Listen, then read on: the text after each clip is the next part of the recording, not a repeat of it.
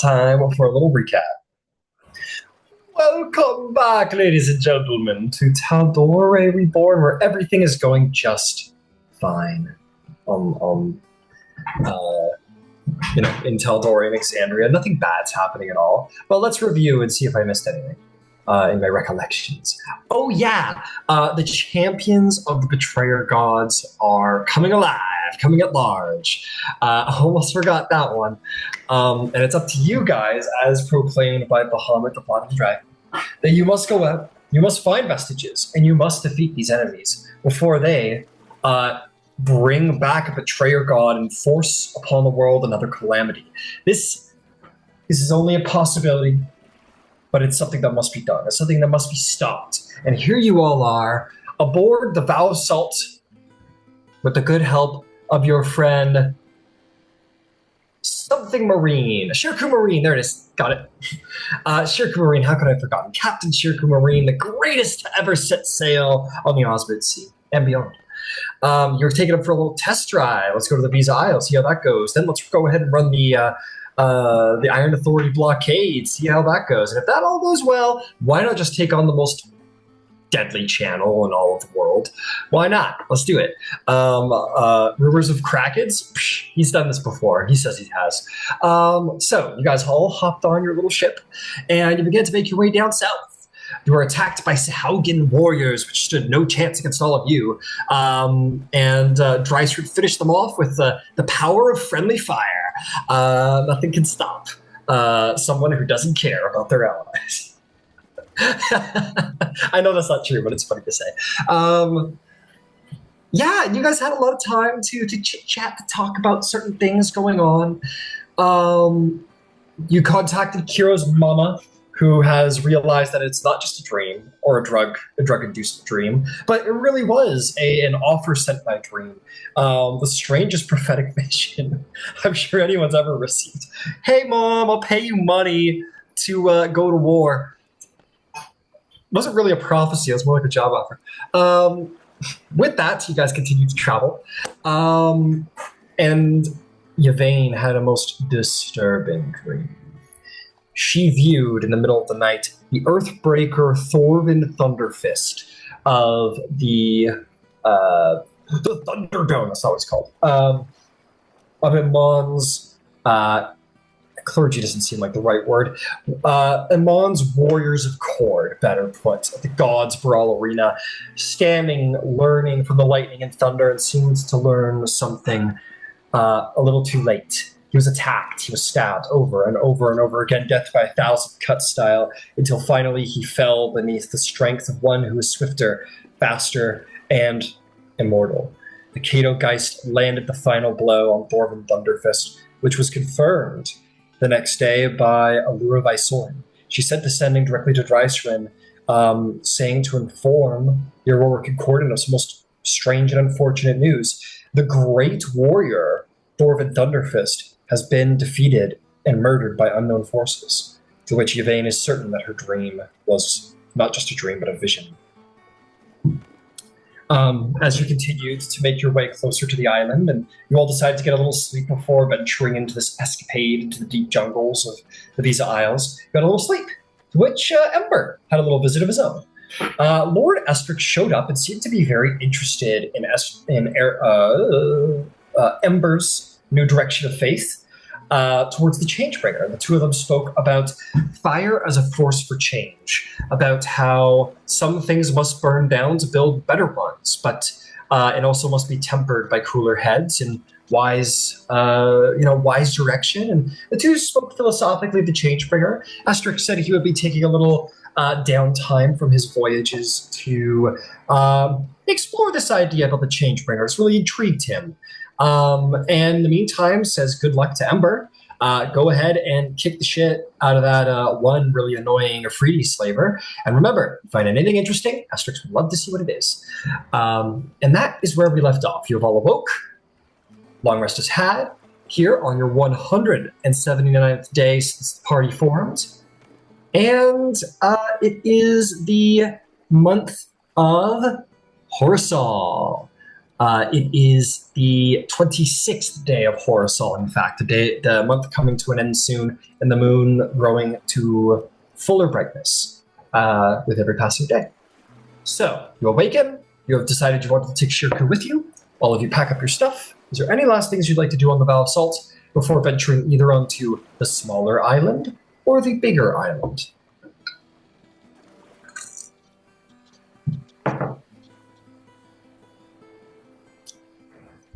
Yvain. Like in the morning, as we're getting ready, she will, just for the hell of it, go ahead and ritually cast water breathing and dream walk on everyone as she has done. Hell yeah. Go ahead and get that out there. Very nice, very nice. I'll repost the handout of the Visa Isle on Roll20. As I had said before, I accidentally deleted all my folders, and all of my handouts just went, all of my hundreds and hundreds of handouts just went everywhere. So I haven't been as good about my handouts lately, but I'm going to try and get back on them because they're almost properly cataloged again.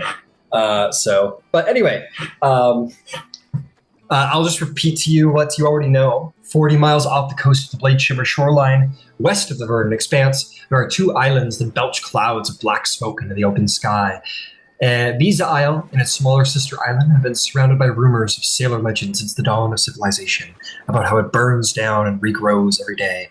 But your expert that is traveling with you seems to think that's all poppycock. Ridiculous. An entire ecosystem that grows in one night. Ridiculous. Impossible.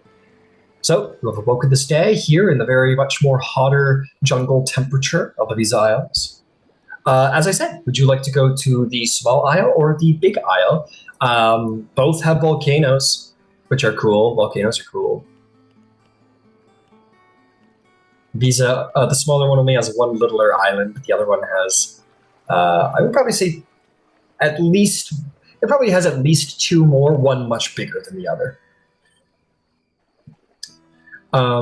If you care, your expert, my man, the half-orc, spirit seeker, there it is, archeologist Jorlin Vor suggests the big island. He's like, if you want to go to the ruins, the bigger isle is the way to go.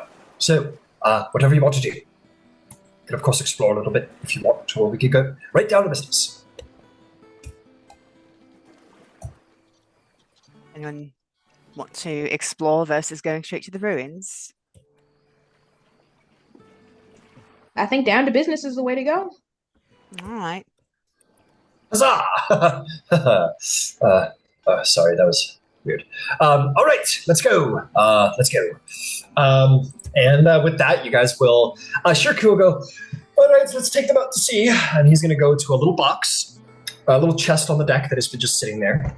Nobody's touched since you started your voyage. He opens it up. He takes out this, almost like paper mache of wood.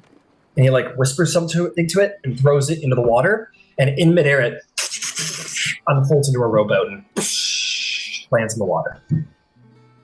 All aboard. That's so cool. That's so cool. I know I am, Yvain. I know I am. Yeah, he'll kindly help a hand down to anyone who requires it down into the boat, and he will happily row you all out to the island.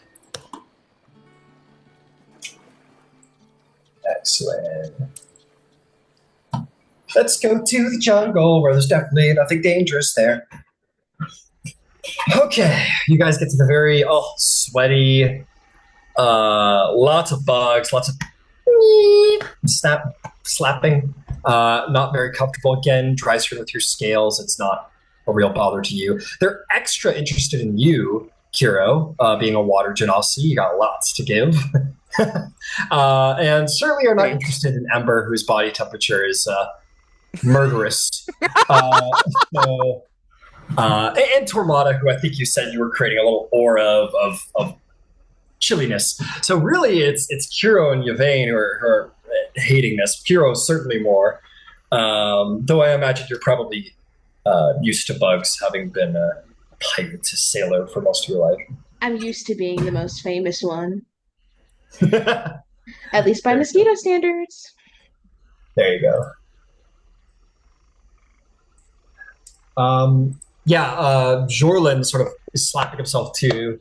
Shirku is as well. Rowan's like, oh, isn't this great? Oh, back up in the wilderness. Who needs the comforts of home? Who needs beds and table service when you have adventure? I'm so happy to be back. Oh, it's like 20 years ago. It's like it's barely changed. Do you have this much enthusiasm for cold environments? Not at all.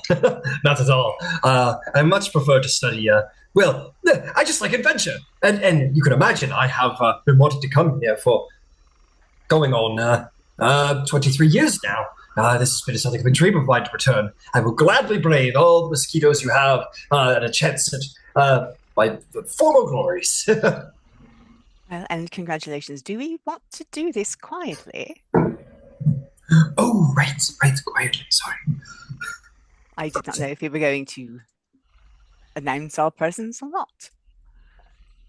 We have a bit of a way to travel. It's up to you all. You're the security experts, being the great warriors that you are.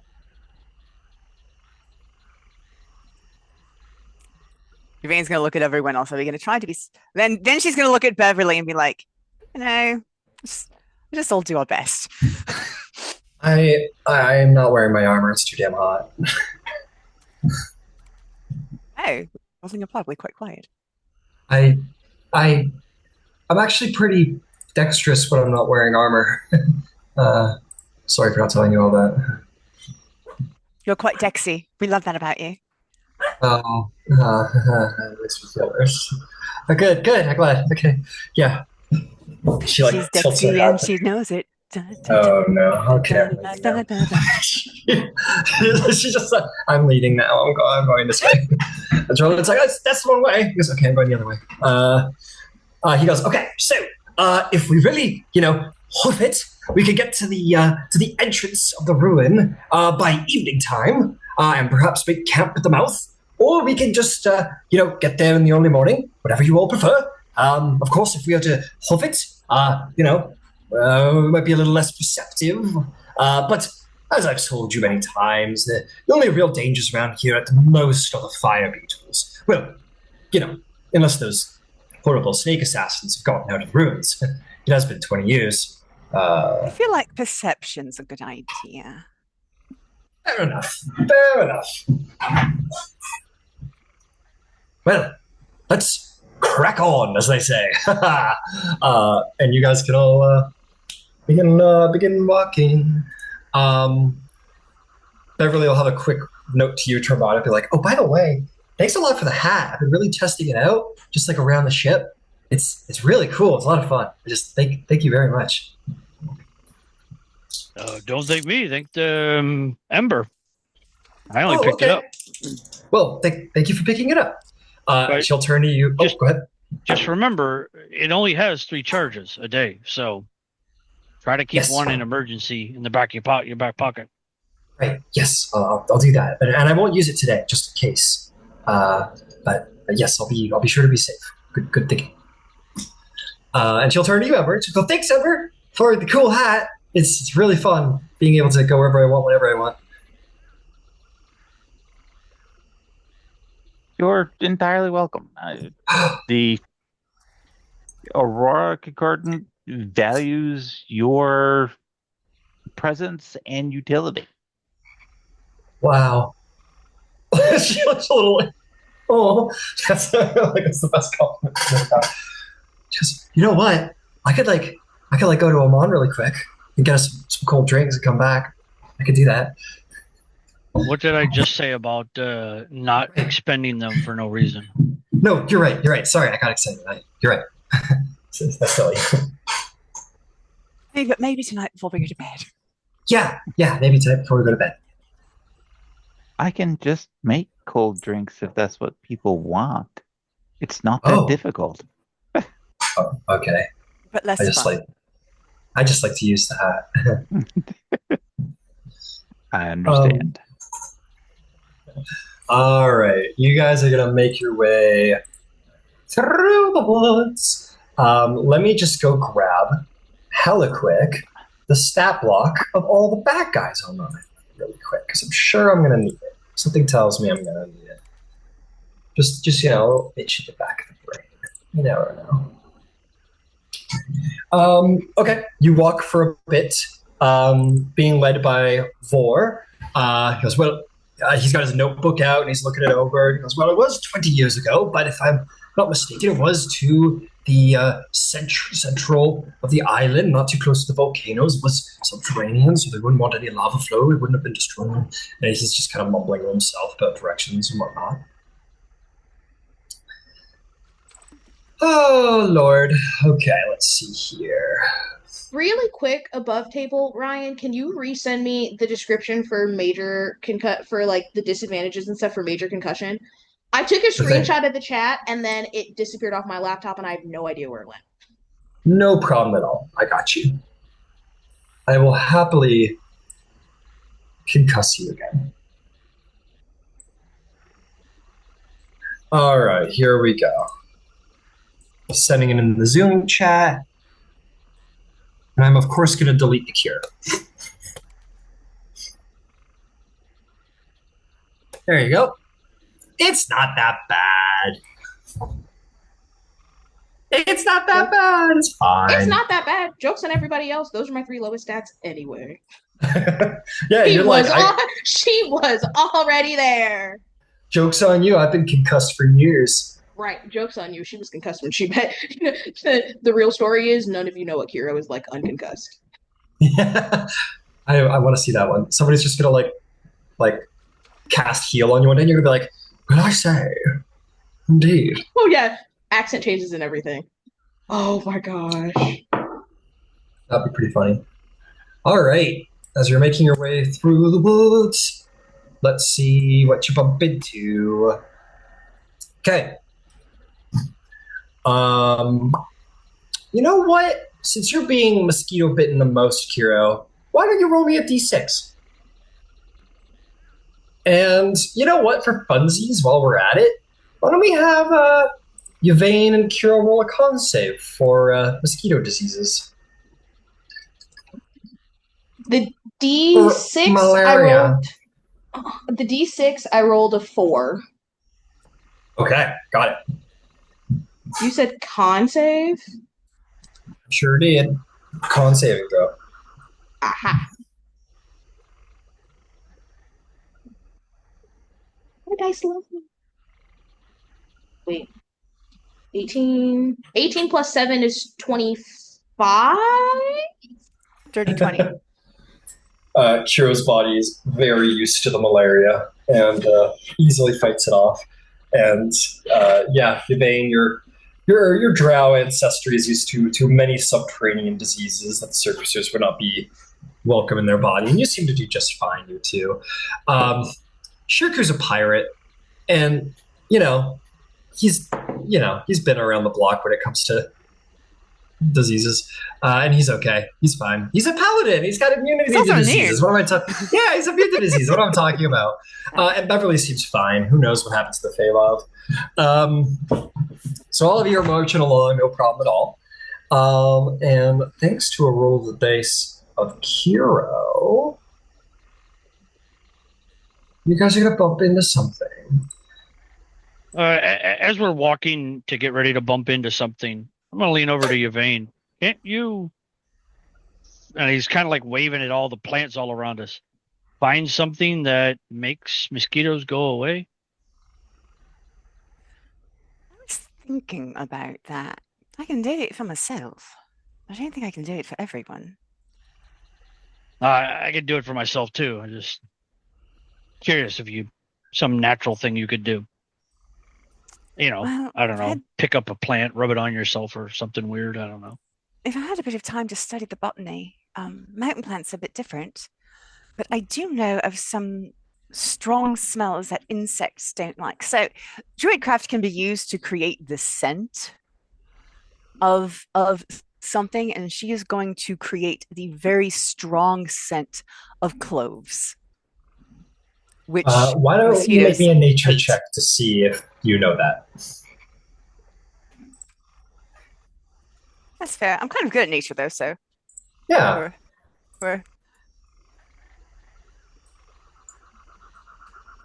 15. 15. Yeah, sure. I'll say you. Yeah, you know that. You haven't dealt with mosquitoes a lot, but you have. You were in Stilton for a hot minute there. Maybe learn that knowledge after all that. Actually, that would be exactly where I would have picked it up. Hell yeah! All right. It's just these little guys. As you're wandering around, you guys come to a place where Jean was like, "Oh, we're gonna have to cross a little bit of a chasm. It's no big deal for the likes of us." But you hear. I'll say Beverly's keeping her eye out. Nobody here said that they were keeping an eye out, but Beverly will. She'll say, "Look," and all of you will look through the woods to see such a fun creature.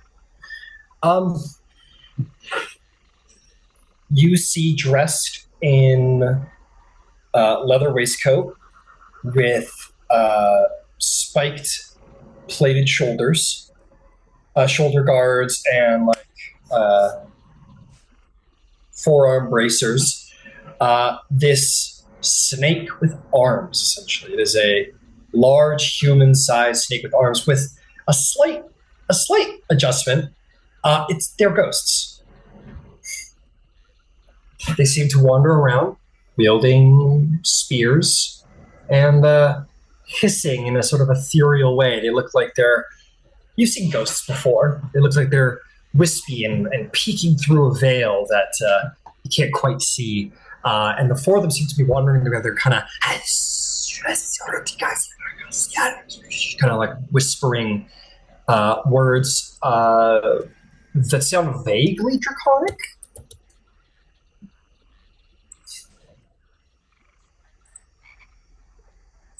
Do you guys hide? Do you just stay still? Do you wander? What do you do? Yvain's going to look at the archaeologist. Oh, but he looks at you, goes, "You're the security person. I can go talk to them. I am a spirit speaker." Do you think you could speak to them and we'll just go back you up and hopefully that won't be a problem? All right. Here we go. He'll cast a little spell. He'll make his way out to the stones outside. And he's going to proclaim very loudly, "Hello!" Oh, sorry, wrong tongue. He's going to say,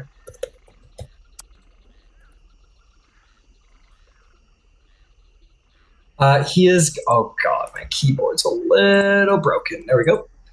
He says, "Avoriorin rikisviki de werpertol voskaris." And the creature sort of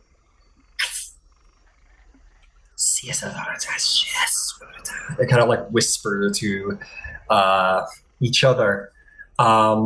And he'll keep going. He'll say, "Voskaris yithchati vox vlaka levem," and he'll just kind of keep going. And those of you who understand Draconic, he is speaking Draconic, but in a very unusual dialect, in a dialect that you're barely able to perceive. You're really getting you're getting something, no harm. I got no harm out of there. He's saying their name.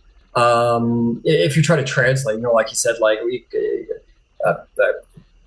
peace coming, coming in peace, maybe something like that. It's difficult to translate, even fully fluent in Draconic. He's clearly speaking an ancient dialect of the language. And he keeps going on. And I'm gonna make a persuasion check. Where are we right now? I can only see part of the map. You're in the jungle, baby. Sorry, that Guns N' Roses reference was not. Didn't mean it. It was bound to happen sooner or later. Got it out of the way early. Yeah, thank you for Can you grab my back on that? You guys are across a very small little chasm. There is a fallen tree to walk along, but it is a bit of a drop. So you guys are on one side. The evil snake ghosts are on the other. That's where you're at. All right. I'll just be looking backwards, scanning where we came from, make sure nothing's kind of creeping up on us. Understood. I don't deal with ghosts. Fair enough. He goes, well, and he keeps talking to them.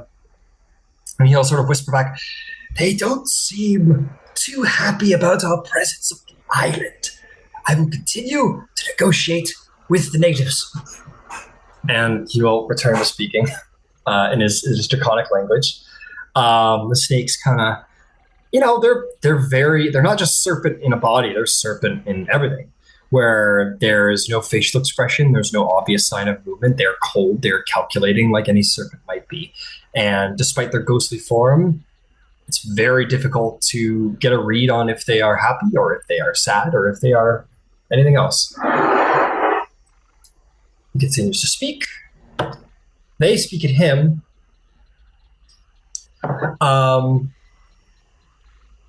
And the serpents kind of begin to sort of hiss at each other quietly in a way you cannot hear. And they just kind of disappear, vanish into the ethereal.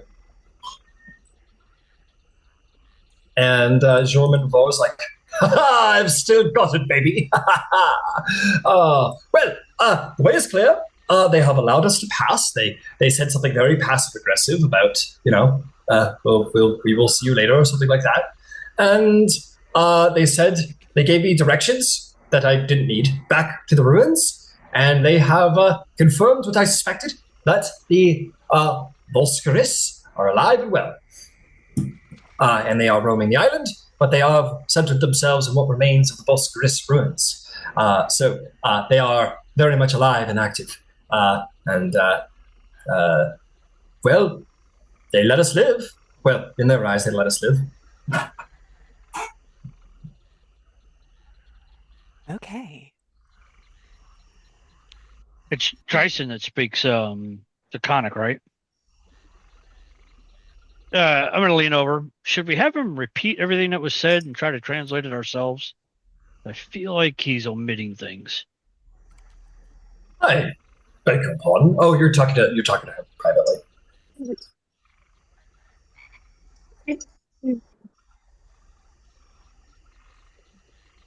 I don't like this situation in general. I think I'm done trying to figure out what people mean and just have my guard up. Okay. We can try, potentially, but I only got pieces. Did you get anything more profound? No, but I was also a little further back, but that's why I said between the two of us, maybe we can reinterpret the words, because that's not the impression I got, that they were happy that we were here. I don't think they are either, but I think that might be his own Oh no, he's oh, sorry. delusion. He said they were unhappy that you guys were here. You do have sarcasm where you come from, correct? I'm just checking. Because they were happy to see us was very much they're not happy to see us. The we'll see you later means we're going to get ambushed at some point when they think that we're at least on our guard. Oh, I'm sorry. Was there any question about the fact that they're definitely going to try to kill us? Oh, yes. We all know this, yes? All right. Okay. Yes. Oh, yes, of course. The well-known evil peoples. Assassin, worshipping, poisoner. Yeah. If I have to be quite frank, they're not here anymore. The reason I think they let us go is because, you see, the Volscaris Empire ran very heavily on a slave trade, you see. blood sacrifices and whatnot, and the transformation of non-snake folk into snake folk through blood ritual. If I had to guess, they probably want us to go to save them the trouble of transporting us so that they could take us out there and enslave us, blood sacrifice us, or turn us into snake people. Yes, Remember, very interesting people. if I turn into a bird, put you on my back, we could just burn the city down and go through the ashes and don't have to worry about being killed. With the exception of the fact that it's probably made out of stone, and I can get stuff pretty hot, but that might be asking a lot. Oh, shit. Jordan will say, also, it is underground. This is a pre-calamity ruin, and thus has been, erosion has buried it over hundreds and hundreds of years, so it is underground. And me without an earthquake. Pity. Could you imagine being able to create an earthquake? What a magnificent power that would be. I'm working on it. So we're all Well, I hope comfortable that works walking out. into a trap, knowing that it's a trap. Oh, not at all. Not at all. The slightest bit. No, not at all. Okay, but it is good to know that they are wanting to either make us blood sacrifices or to turn us into evil snake people. Or eat us alive in one gulp. Oh, Important question. I know it was 20 years ago and everything. Were they ghosts the last time you were here? There were, yes. That is how I found the ruins, actually. Perhaps past archaeological expeditions failed because they did not have someone capable of properly negotiating with ethereal spirits. But I possess such ability. That's how I found it the first time. The spirits have long seemed to have lingered here in the Visa Isles. There were certainly more in the ruins. They weren't hostile, though. No, they were not. Maybe they were hoping we would awaken them, or trying to trick us into awakening them. Well, there's no point dwelling on it. There's no way to find out now.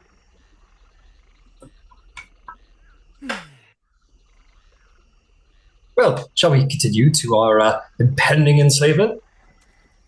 That was a joke. That was very much a joke. I can stop joking around. Okay. Just try to lighten the mood a little bit. It's fine. All right. Okay. fine, dear. All right. Well, allow me to begin with the walking across this little wood bridge here that has been created for us by the Wild Mother. And he will make an acrobatics check. An 18. There we go. I'm on the other side now. Everybody roll acrobatics checks if they wish to walk across the bridge. He goes, come on, it'll be fun. How far across is it? It is not too far. It's let's see here, 15 feet. I'll Misty step across. Thank you. So, fine use of magic, sir. Shirku walks across it like it's nothing. He's the deck of a ship, sort of guy. Easy peasy. Everybody, get on. Yvain hops on the carpet, grabs Happy, put his.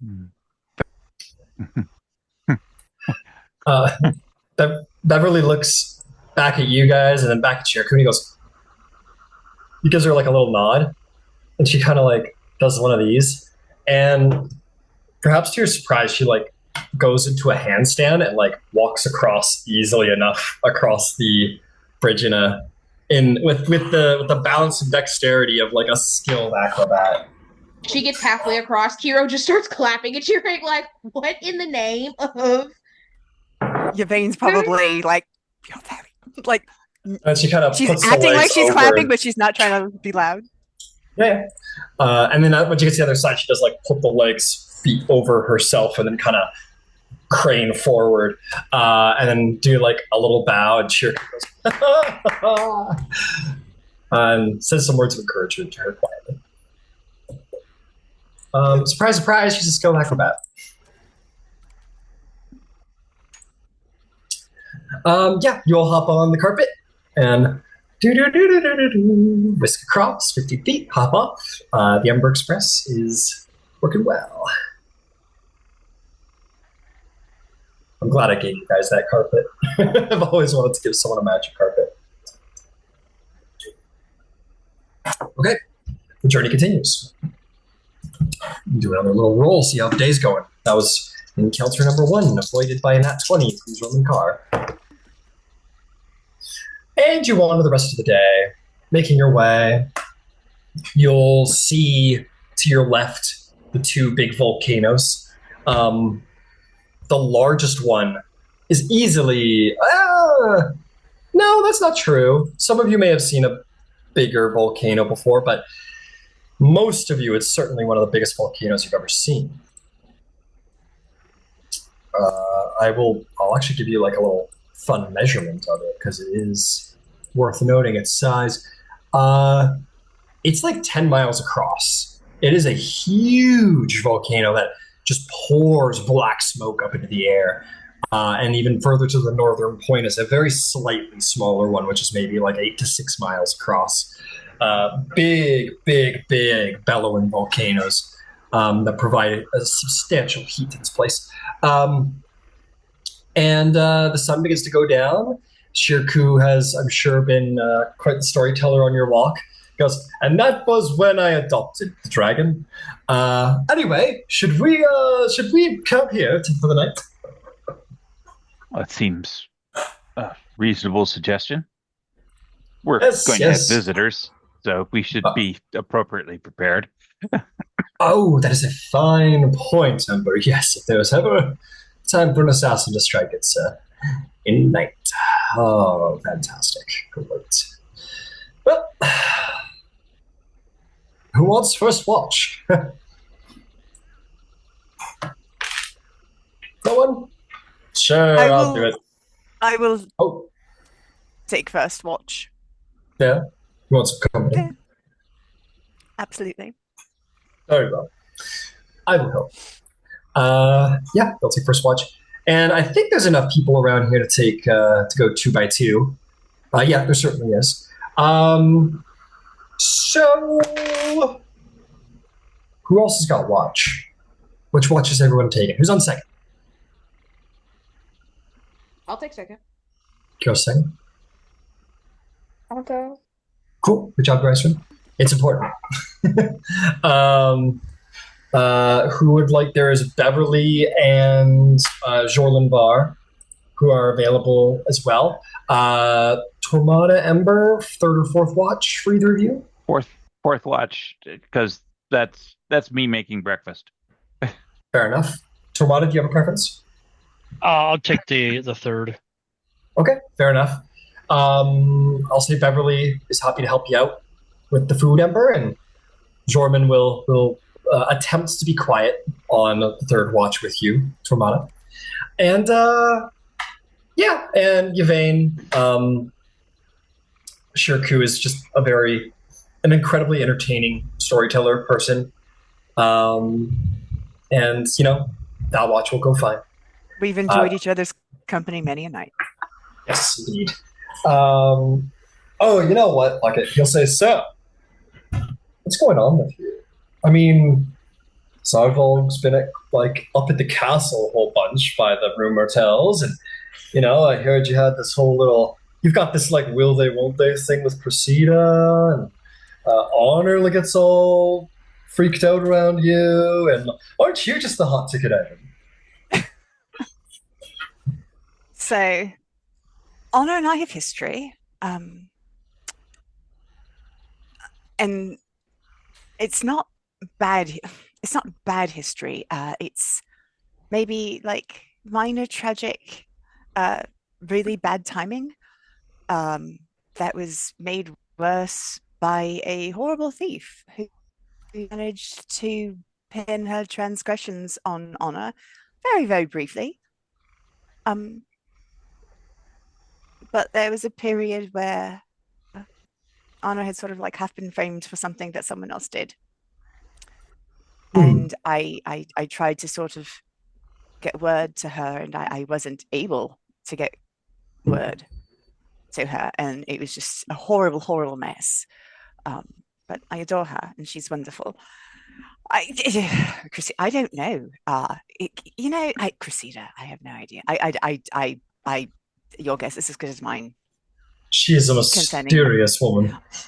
Honestly, I sort of feel like she's entertained. I wouldn't say she's serious about me. I feel like, maybe that's cardio.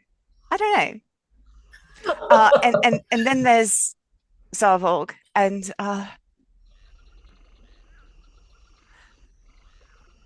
he, an individual of singular purpose, and I am not that purpose. Oh, well, I'm sorry to hear that, Yvain. That's odd.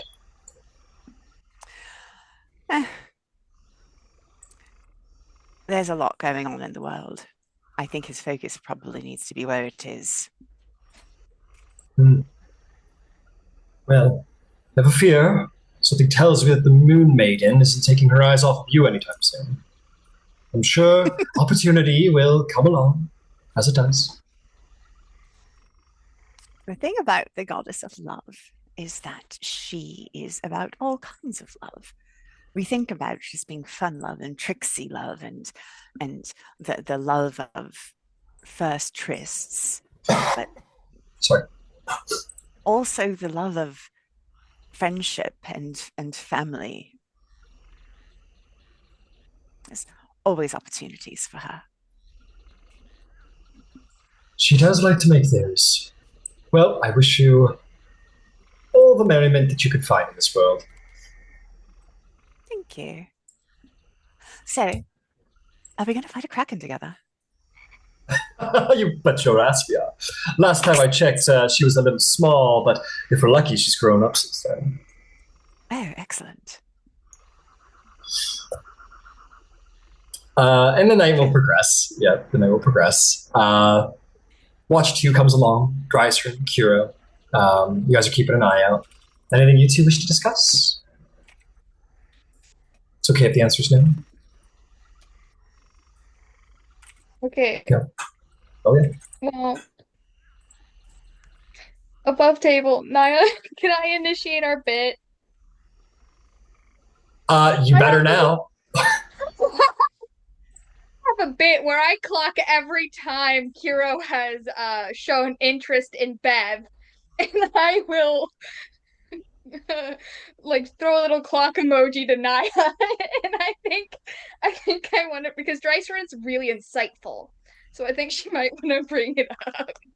Do it. You got no choice now. You got no choice now. Go for it.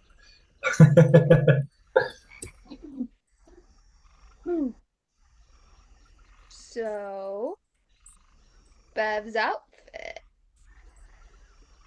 I like the matching. Matching? Yeah, you guys both got your pirate on. I think everybody's got their pirate on. Yeah, but like, you both got your hats and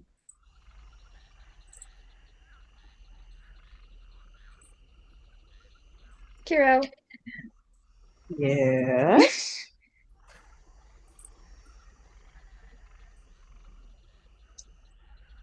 I think Bev's pretty awesome.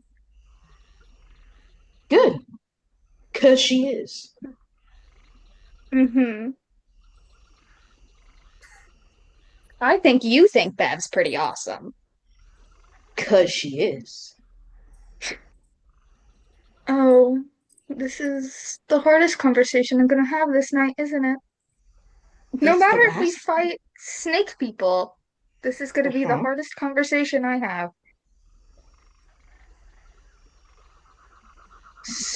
Harder Okay. than five. Okay. Uh,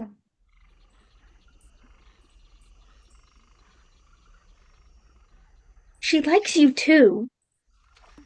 You're getting weirder.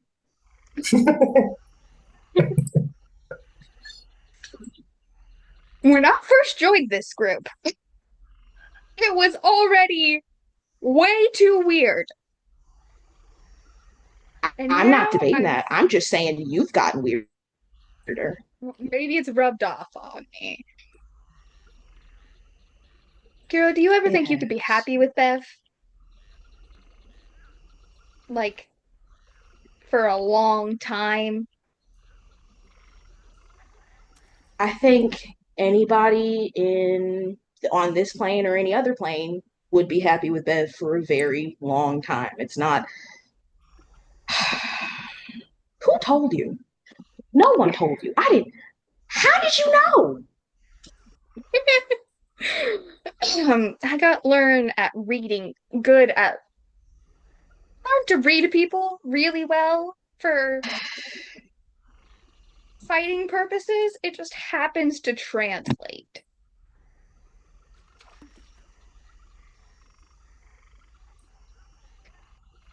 I'll agree with that only because it's you.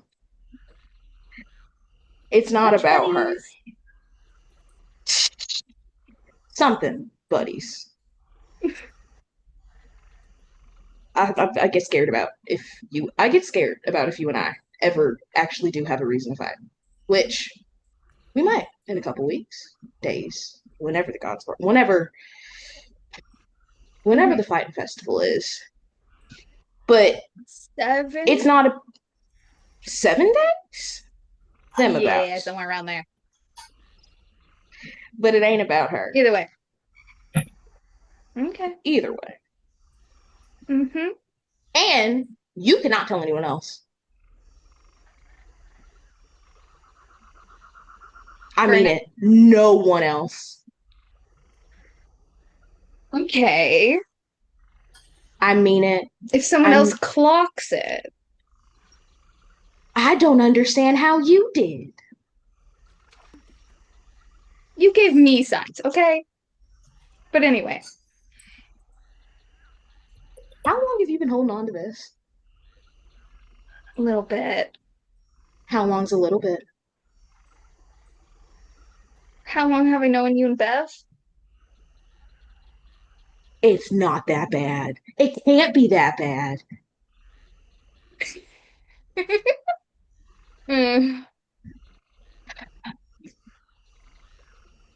Well, It'll be all right. will it? Yes. And this island will be all right, and everything will be all right. We just got to get through it. The island, then the pirates, then the Iron Authority, then the Searing Channel, and then the end of the world. No big deal. Yeah. Nope. Wrong. All right, you two. Can I get your passive perceptions, please? Oh no. I don't like that question. Mine's a 15. Mine's a 12. No! Dope. Dope. Dope.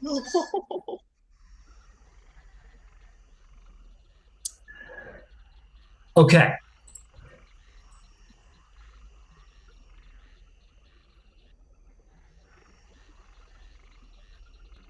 Could I get... Oh, I forgot about Shirku. Silly Shirku. Okay, I need a couple of things from people. All of my sleeping folks. I need wisdom saving throws. And for you two who are sitting on the high rock up there, I'll get those as well.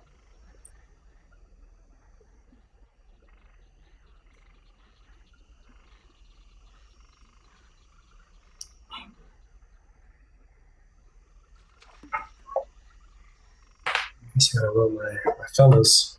That is a 28 from Yvain. Phil. 22 from Drysrinn. That is a 14 from Kiro. Okay. That one. Got it. Ember. 16. 16. Excellent.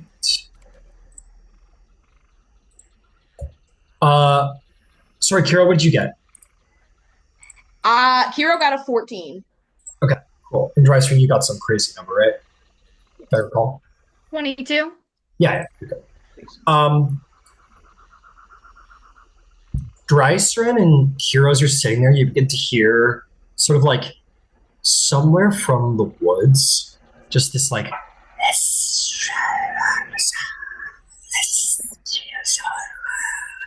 little just like whispering words, and both of you hear these like sort of whispers, and kind of like your eyelids get a little heavy, but you kind of like, nope, gotta watch, and like, what the hell is that? And you start to like become aware of like the hissing around you, and this kind of this feeling of fatigue that waves over you for a moment, but you crest the wave and you're okay.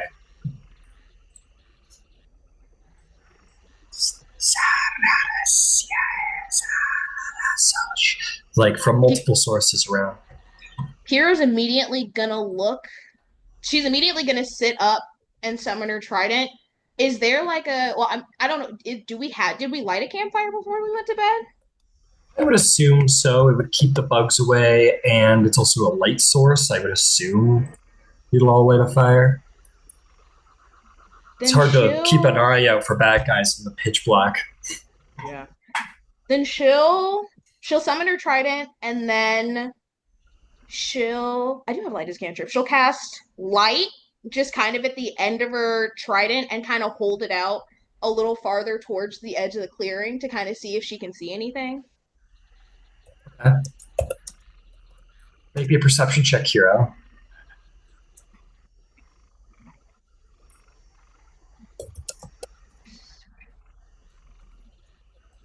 Amongst those, sorry, what was that? Go ahead.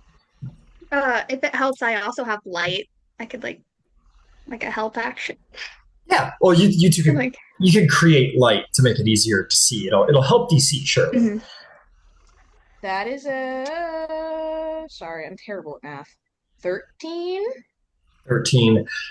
You create the light, but there's just like so much foliage, and it creates very hard shadows across the jungle, and you're able to move it around to try and see better, but the shadows like sprawl widely across the jungle scape, and makes it very hard to see. And amongst the hissing, as you two are looking around, Drysrinn, you could have made a check too as well if you got your light out and you're looking. Yeah, go right ahead.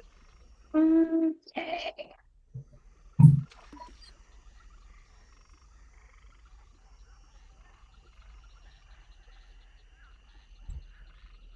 That's another 13. Same thing. It's just like the shadows are like extra wide and long and hard out here, and it makes it hard to see particularly well. And amongst the hissing, you kind of slightly pick it up, Drysrinn. You pick up some draconic words within the hissing around you that say,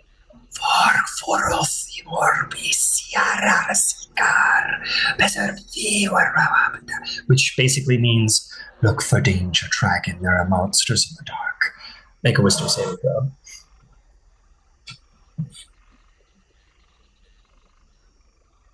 These are the ones she's best at.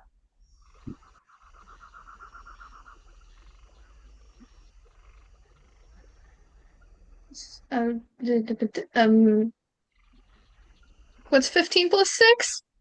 A save is what it is. Yeah, you hear these words, and for a moment you're like, yeah, like I should probably go take a perimeter sweep and like go deeper into the jungle to go look for danger, and then you kind of your wisdom streaks and you're like, no, that's not right. And you within the hissing, you're starting to feel more and more there's something wrong, something. These aren't just normal snakes that hiss in the dark. If we're sitting on a rock, I'm gonna jump down off of it just so I'm on the ground, and kind of nonchalantly, almost like I'm trying not to make a big deal out of it. I'm just gonna kind of go sit by the fire, and I'm gonna sit next to Ember, and kind of tap him. Like I'm trying to make it not look like I'm doing anything. I'm gonna kind of sit next to Ember and tap him till he wakes up. As you walk over to Ember, and you're sort of shining your thing very casually in the light, making your way closer to camp, you're not going to hear it, but you are certainly going to catch that it isn't all just long leafy vines out there, that the things that stretch down vertically aren't just the vines. There are thick, tall, large snake bodies as well that jut out forward. And I will need everyone to roll initiative. This will be a surprise round on my sleeping folks, but not my lookouts. There is a note, however. Tormada, you are under the effects of the sleep spell, and you will not rise. Still roll, because that might go away, but you are currently under the effects of the sleep spell. I have to look it up every fucking time. Man, this was where I was supposed to enslave all of you and take you back to the capital for blood sacrifice, but I guess you saved instead. I'm sure they're not the first people to think that.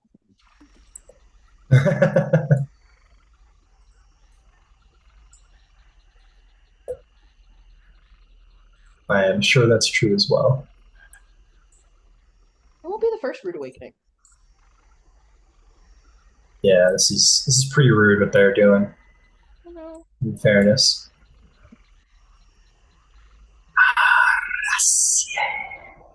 Okay, it's initiative rolling time.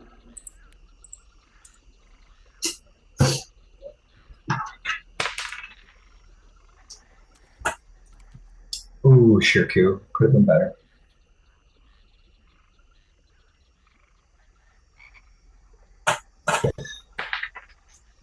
Ooh, Beverly could have been better.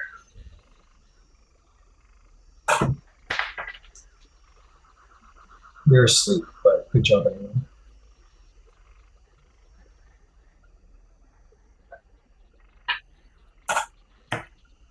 Oh, shit. Okay, who rolled 20 plus? Let me know those numbers. 20. 22. Nice. Excellent. How about 15 plus? 17. Hero rolled an 8. Hero rolled an 18. Nice. Nice. 10 plus? 5 plus. I got a 7. Got it. Got it. And Yvain, what did you roll? I rolled a 20. Right.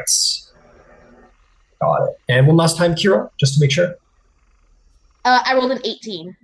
Okay, cool. We're all set. We'll put on a little music, and we'll get to the business. Okay. On a 23 initiative, your assailants will go first.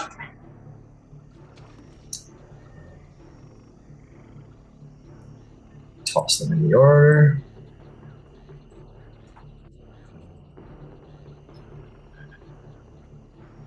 Oh, that's very not nice. Very not nice indeed.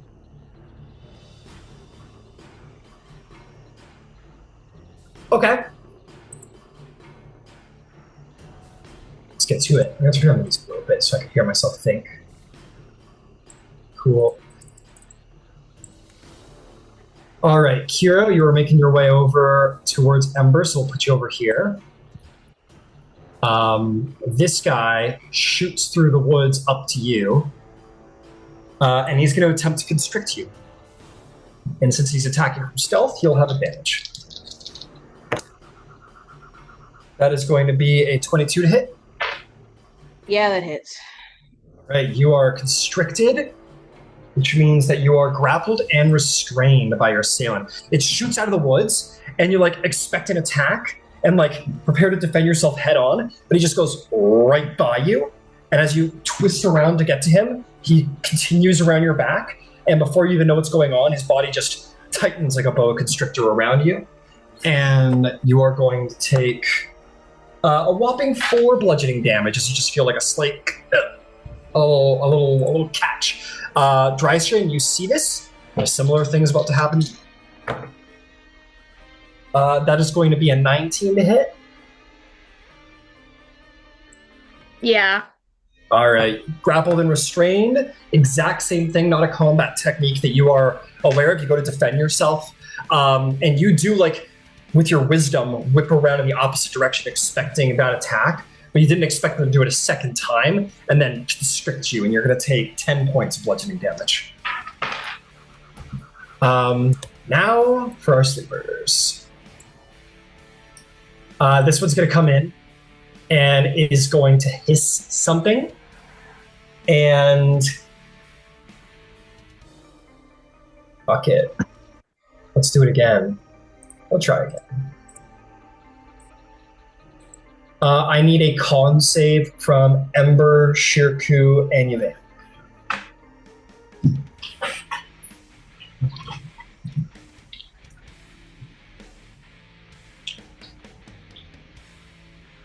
Oh, yeah, wisdom save. Sorry if I said con save. Sorry, my words are getting ahead of me these days. I don't know why.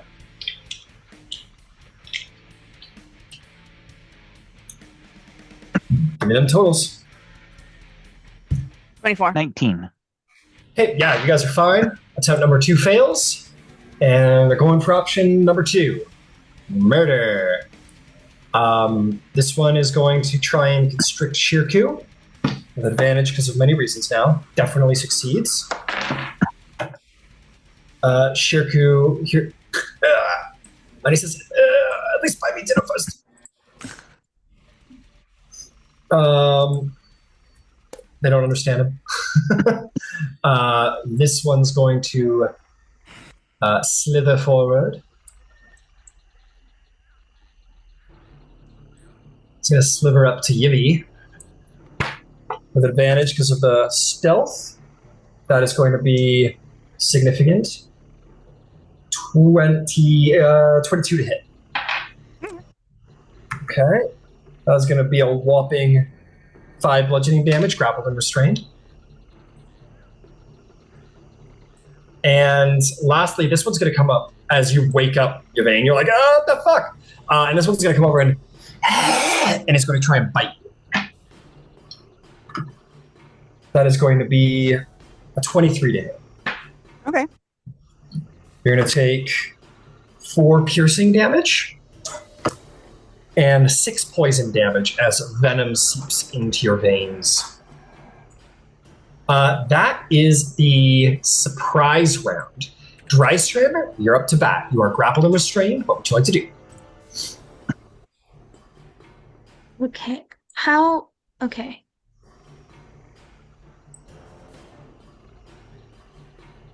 So, how many are near me that aren't holding one of my peoples?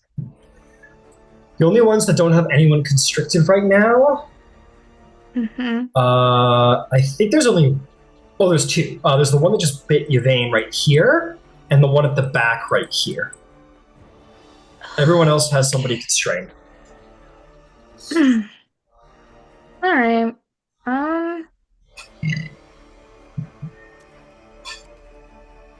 Why not? Because we'll try it. We'll guiding bolt him. Just a first level guiding bolt. All right, you Or got try. disadvantage, but go for it. Yep. This guy back here, who's beside Ember. Yeah. Okay.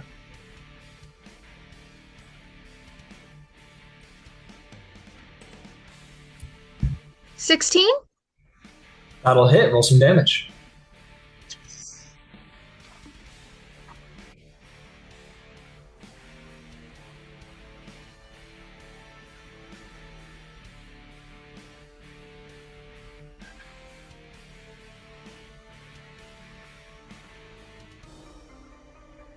$20. Radiant. I rolled 3 6s. That's pretty damn good. Well done. And a 2. 20, and he is faintly aglow with radiant light. Much easier target than before. Well done. Anything else? And bonus action, second level spiritual weapon. You can't cast 2 spells in one turn, as a reminder. No, yeah, that's right. Forgot about that. What's another? I don't think I have. Well, no, we're not gonna do that again. Actually, can I still patient defense if I'm grappled? You sure can. You sure can. Amazing. We're gonna It'll do that. cancel out the advantage against you, yeah. All right, you manage to like get an arm free, and you kind of like do like an Ip Man, and they're all like, "Oh shit, this person knows Wing Chun." Oh fuck. All right, Yvain, you are surprised. You now have your reaction back. Kiro, it is your turn. What would you like to do? You are also grappled and restrained. Yeah, it's my turn. How far away because you said Shirku's grappled. Is Yvain grappled, or did they just attack her? Both. Both. Okay. How far, and am I within 30 feet of the two of them, or at least one of them? You surely are. I'll double check though, just to be sure. And the answer is yes to both, just barely. Is there a way that I could? Because I want to Misty Step, so I can break the grapple. But is there a way that I can get to a spot where I can hit both of them, like both of the snakes that are grappling Shirku and Yvain? If not, that's fine. Yeah, right in front of the fire right here will be within 5 feet of both of them. Wonderful. Then I'm gonna look at the snake Kira's gonna look at the snake who's grappling her, say, "My turn," and then Misty step away in front of the. Yeah, sorry. Go. In front of the fire between those two, and then her. I get 2 attacks with my trident, so it's just gonna be 1 against both of them. Got it. If you want to like actually break the grapple, you can use your action to do so, but it would be your full action to relieve 1, or you could just strike. So 1 would be for damage, 1 would be for a grapple release. She can't just step out of it? Oh, sorry. She didn't ask that. Never mind. Yeah. You can either use your full action to look at Yvain or Shirku and like actively pull them free with an athletics check, or you can take your multi-attack and go 1-2 at them. I'll go 1-2. Okay, go for it.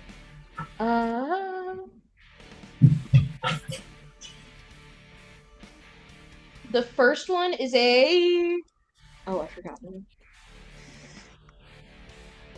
15 plus 8.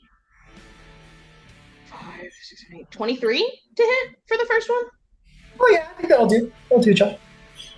And then the other hit is a 19. Yeah, that'll definitely hit the big snake hunks. I love when I get to cause damage. The 19 was 10 points of damage. And then the other strike is 8. All right, well done. Little trident action, hell yeah. You, in like a mist of like sea brine, you vanish and reappear on the other side. The snake is like getting ready to like bite down on you. And then it's like, where the fuck did you go? And then you like appear and like mid-lancing strike, hit the first guy. And then as they reel back off the end of your trident, you kind of swish it around, kind of like under the arm, samurai stab the other guy. Well done. Well done, Kiro. Back. I'm sorry, I forgot that I had a feat that lets me roll my damage dice. So that 8 turns into a 11. Well, yeah, take that even better. Well done. They're still quite strong, but fine distribution of damage. Well done. Ember, you have your reaction back, but you wake up. You're up. Jorlin does not wake up, nor does Beverly. Tormada does not. Shirku now has his reaction back, and we are officially out of the ambush round. This one is, I think this guy is going to be a little like, oh, one got free. Or actually, no, he wouldn't deal with you. That would be this guy's job. So this guy kind of looks over at you, and you just teleported. And that's an issue. So it looks like he's going to come at you, and then this one says something back to him, which, Drysrinn, you would translate to roughly like one at a time, basically. And the two of them are going to turn around and both down at Yvain. They're going to both take advantage strikes at Yvain. First one's a natural 20. Second one is not quite so good with an 11. Silvery barbs. I have my reaction back, right? Yep, you do. Silvery barbs. Okay. And also, if Yvain is in 5 feet of me, or the creature is in 5 feet of me, I have Sentinel, and I have my reaction, so I'm taking an opportunity attack. Magnificent, and go now for he it. can't go anywhere. That's true. He will still get a 22 on you, but no nat 20. That's fine. Ooh. I crit on a 19. Hey, good job. Don't crit on my friends. I gotta make it hurt. Don't crit on my friends. I did it. Really quick, 6 piercing damage, Yvain, and 12 poison damage. Go ahead, Kira, with your damage. So plus 4 is 12, and then I rolled the dice, and I rolled an 8. So that's 20 points of damage. That is tasty damage. Well done. And this snake sort of gets it, and you kind of twist the trident and pull it out and take some flesh with you, which is the whole purpose of a trident. And he's bloodied, like blood starts gushing out of his back.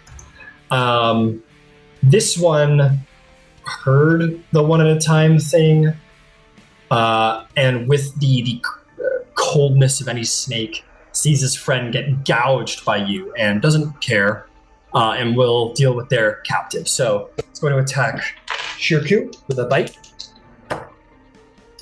That is going to be 22 to hit. Yvain, who are you giving your advantage to?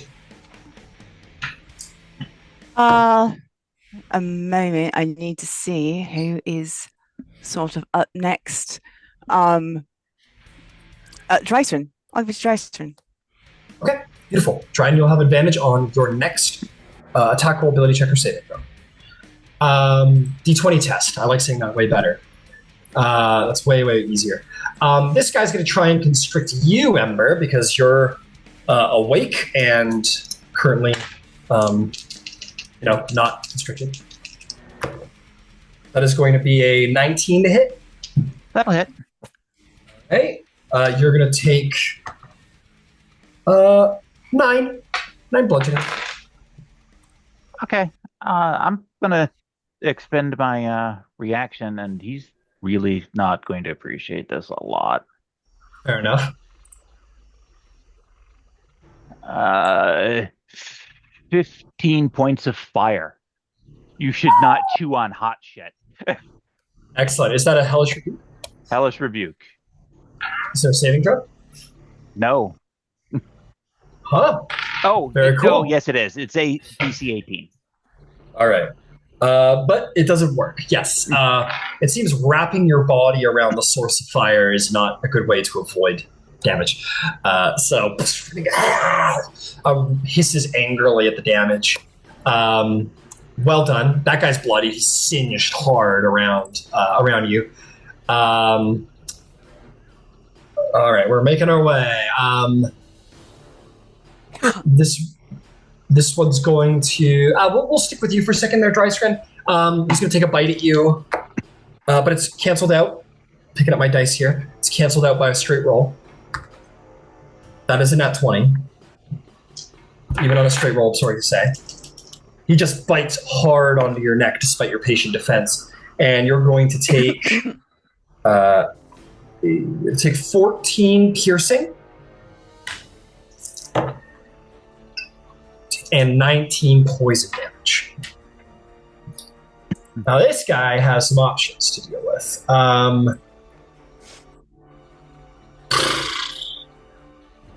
Hero, you were his responsibility, but he would have to slither over Beverly for that, and that'd probably wake her up.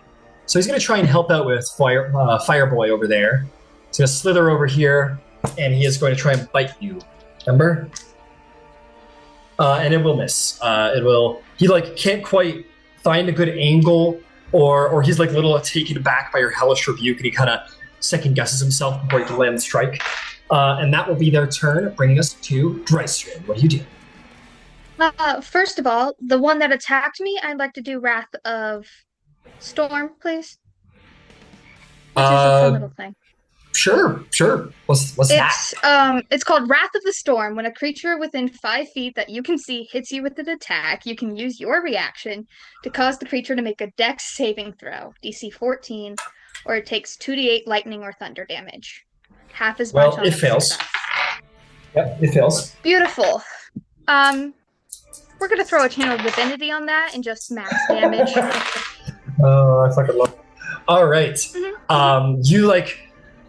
It bites you really hard, and you send like a lightning recoil up into him, and your eyes blaze over as you summon the Wrath of the Stormlord, and you just like overcharge it, and it hurts you for a second because lightning sort of coils the muscles a bit, but it hurts it far more, and not enough to damage. Maybe that's where the nat 20 comes from as like a flavor. But it hurts him pretty bad too. How much damage is that? Well, it'd be 2d8, and if it's max damage, that's 16. Yeah. Well done. Make sure those opportunities, reactions come a little quicker. You're good. Yes, sorry. I just heard it, and I was like, oh no. No worries at all. Just because sometimes there's like counter spells or whatever, and I prefer it's done before the final result is made. But no worries at all, just for future reference. Keep going. What would you like to do on your turn? Okay, I have advantage on that one thing. I'm gonna activate my fun little powers. I'm gonna choose, do we think...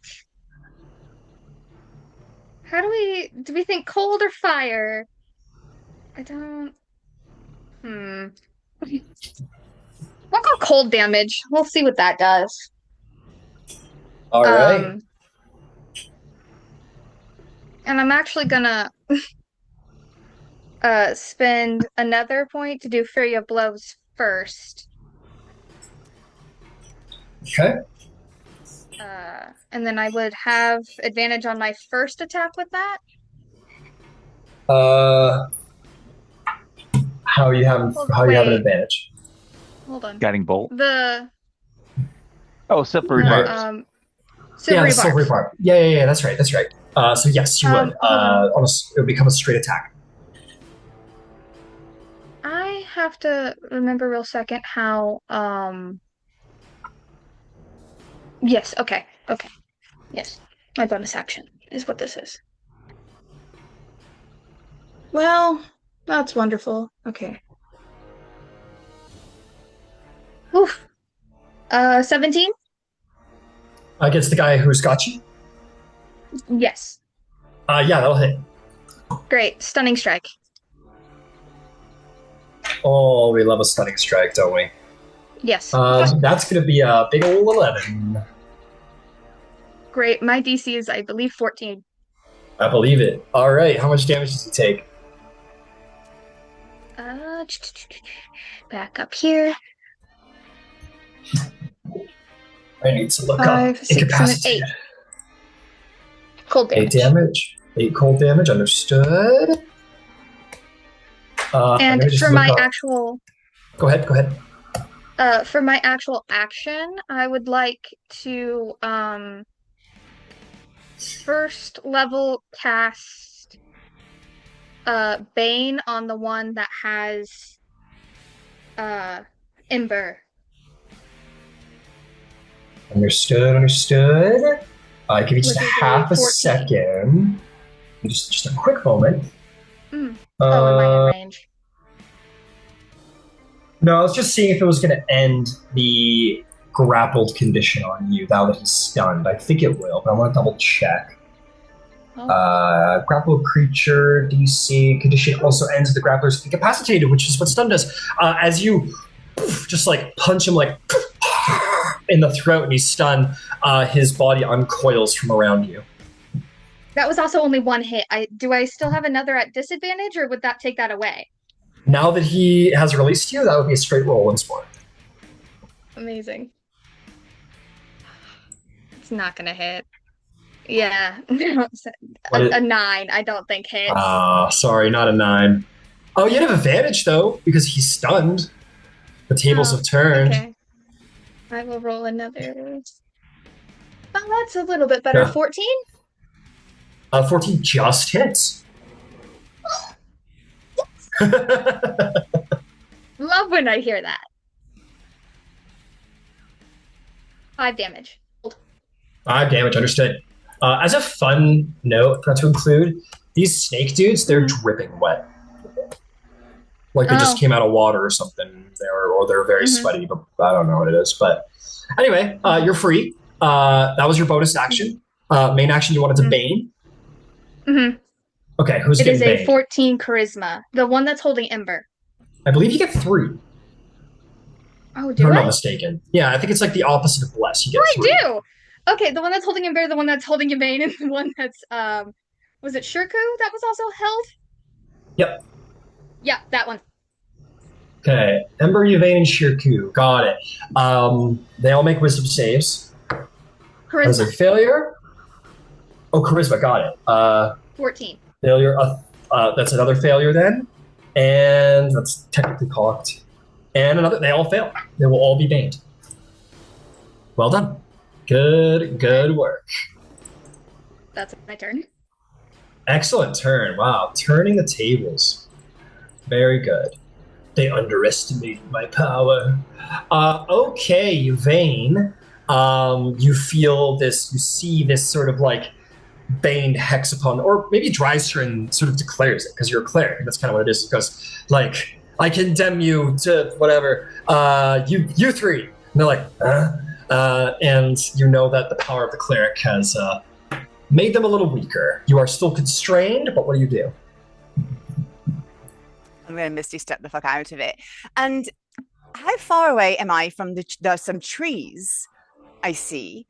Yeah, I there's get tons into of like trees. the branches of a tree so that I'm out of the fucking fray but have a good sight on them. I don't want to be like forever away. I just want to be not in the middle of 7 of them.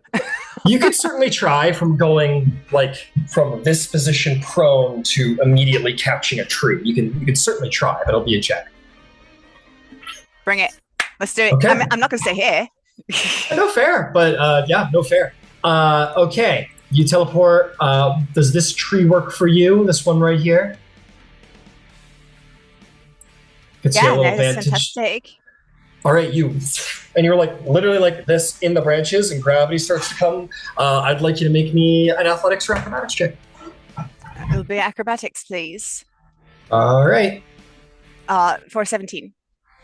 17. Yeah, you kind of like a cat, just kind of splay your arms out as you've been a cat, and you manage to like catch onto 2 branches. Your chest comes down and kind of like bumps into the trunk, and you kind of, but then you quickly swing around and get an arm free while still holding onto the tree. I am going to call half of your movement to be now not prone anymore, technically, but you're in the tree and you're held on. Yeah, I will use the rest of my movement to kind of situate myself so that I can maybe sit or stand more solidly on a branch. Yeah, that's what and the then 15 is for. Oh, okay. Who looks most hurt? Who here would be considered bloodied or worse? Oh, no, the snakes. Oh, the snakes. The one that you were just coiled in, he's looking really bad. He's got a hole in his back from a trident. Okay, let's give him another one. We're going to Starry Burst. All right, what do I need to do? I'm going to make attack at a plus 11. Oh, got it. That's 22. Oh, yeah. So I just put a bolt of starfire through his chest for 14. 14 damage. Points Yeah, of damage. Like across his back.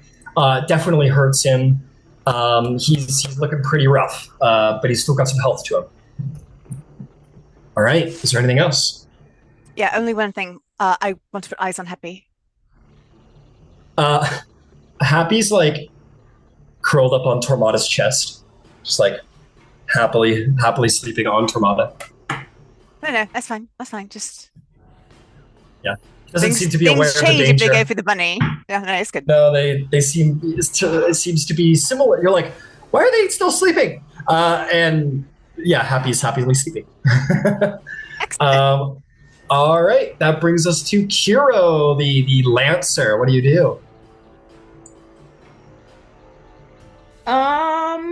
If I'm still in front of the two that I was in front of before, I'm gonna I'm gonna swing at the one that is bloodied that Yvain just hit first, just to see. Happy. Ooh, 23. Uh-huh. For just in case. For 12 points of damage. Wait a minute. Just to make sure that it is 12. No, it is 12. Okay. 12 points of damage. He is really hurt. He's like looking around for like a place to run. He is barely standing. One solid blow would take him out. You know what? We're gonna put him out of his misery. Fair enough. Go for it. This is just sad. It's 12. A 12 to hit? Yeah, I'm sorry. It goes really low to try and get away, and it does get away from your trident. Fair enough. Drysrinn was the one that just got hit a whole bunch of times. But then again, she just hit a whole bunch of people a whole bunch of times, too.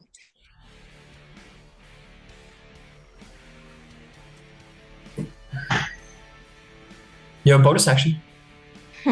I'll do Trin, just cause. What? Cause. I have healing light dice, so I can use it. It's D6s that I can use to heal anybody that I can see within 60 feet of me. Right, go for it.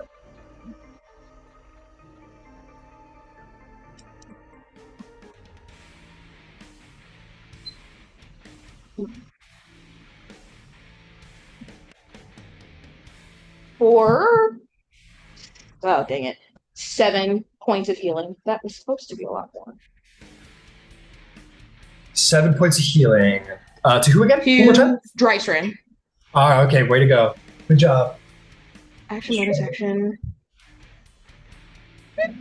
Actually, I'll stay where I am. Beauty.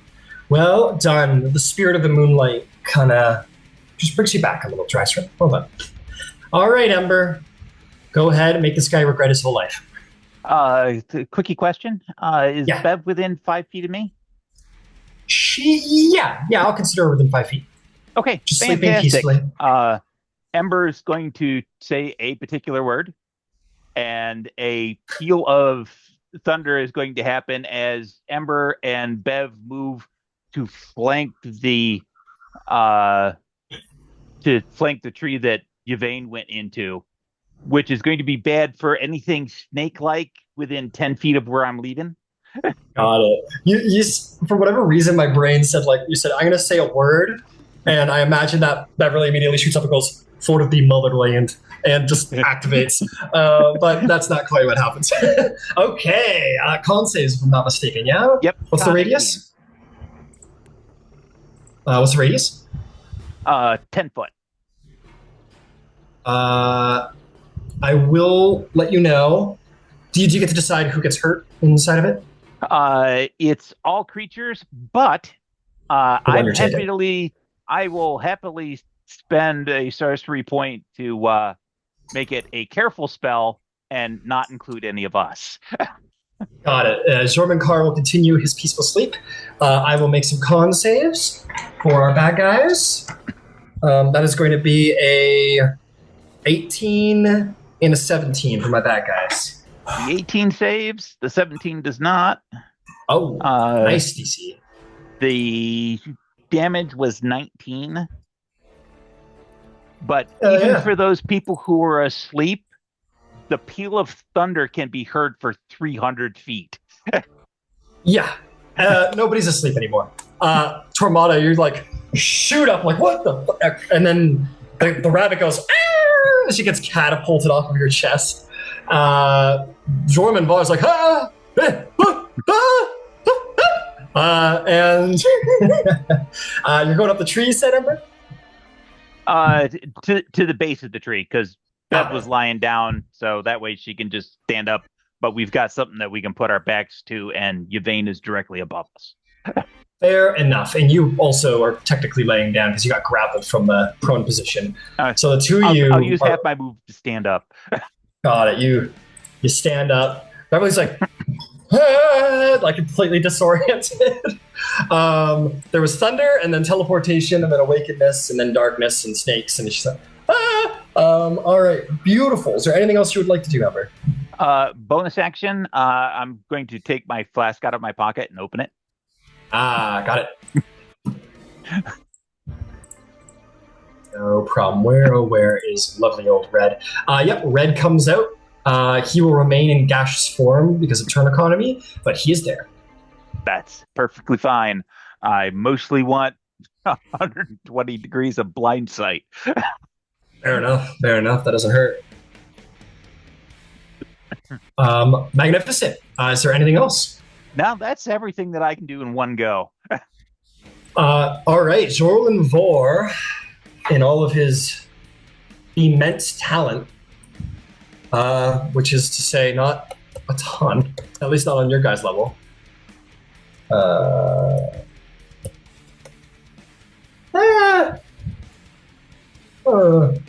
gonna grab a stat block. I probably should have done this earlier, but it's fine. Let's see. What kind of guy do we got here? My little wizard. Yeah, sure. He's got that age to him. Oh, he totally has that wizardly vibe to him. Yeah, but he's kind of he's not so focused on like offensive wizarding power. He's more focused on archaeological based spirit speaking sort of stuff. So he is going to go, oh, good heavens, and he is going to crawl away with a disengage. Oh goodness! And he's going to crawl behind this tree, and that'll be his turn. Unfortunately, to start this off. Beverly, however, is going to shoot up to her feet and spear in hand, and we'll just okay, snakes, yeah, get it, okay, and she's just gonna run off, and who's getting it? She's just gonna go for the biggest, meanest one because she's a little disoriented from having just been woke up. She will hit a flank though. She's a good enough warrior to know that. And she will take an advantage spear strike against Mr. Man, the meanie. Let's see how she did. She woke up and chose violence today. And that violence is going to earn her a hit. Good job. I didn't think she was going to hit, but she does. She doesn't have her shield right now. She just has a little spear, and she's going to two-hand stab.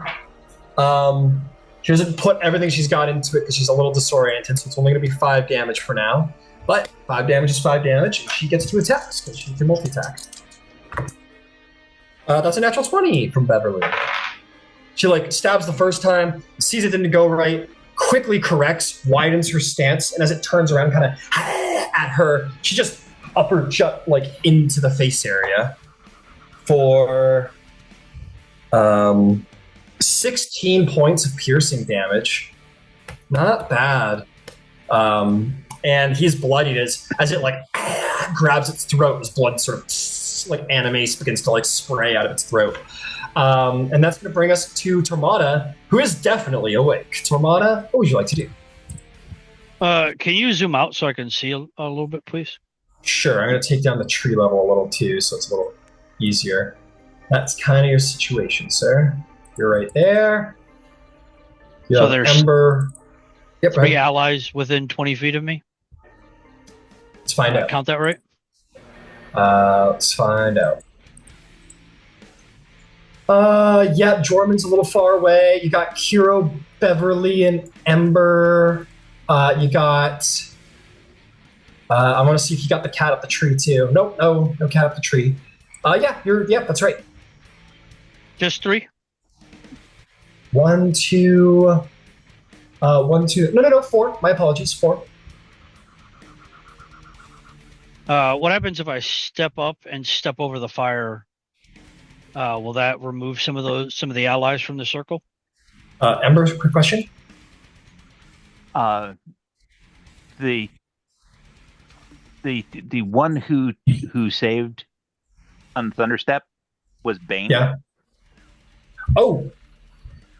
Yeah, I mean, sure. 4. Yeah, I'll say you go with the Bane. Good catch. That was Tormada. Give him the 10 extra damage. Okay. As long as you don't end your turn in there, I'm not gonna get you. You can quickly like hop over it. It's fine. If you go over the fire. Right. So if I end on that sleeping bag, you'll be fine. How many allies does that put within my 20 feet radius? This sleeping bag, I think is going to be... there's a 5-foot gap there. I'll give it to you. You would have yourself, Hero. You've lost Beverly and Ember. So yourself and Kiro is who you'd have. You'd have less people. Oh, and sure. Right. Sorry, 3.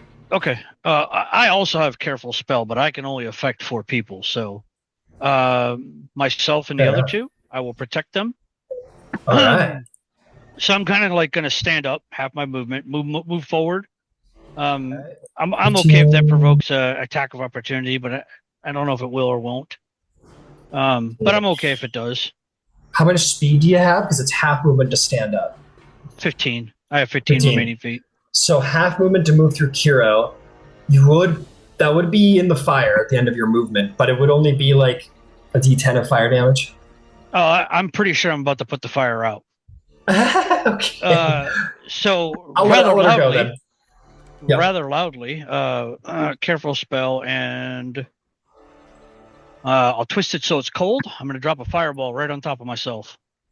And I'm going to say, how dare you touch me? Love it. All right, so you're going to make a cold fireball.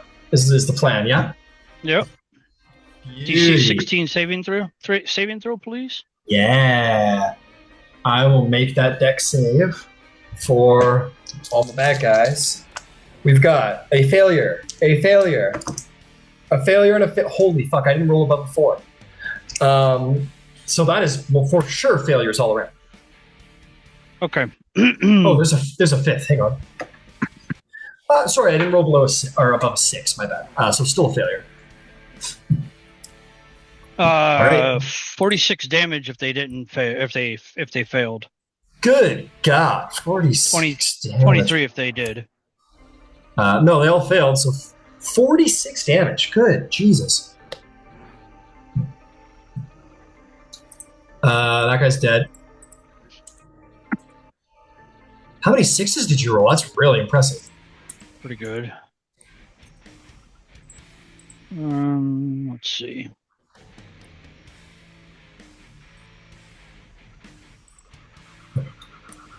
Yeah, 1 lives. Oh, that's okay. That one that lives, I'm gonna give him a little extra loving too. Then. Oh, lucky him. If he survives this, I'm gonna quicken Sorcerer's Burst on him, which is a cantrip for me. How dare you survive? We'll go with cold because my things will apply. Fair enough. Ooh, that's a pretty shitty roll. 15 to hit. 15 will hit. All right, he's gonna take.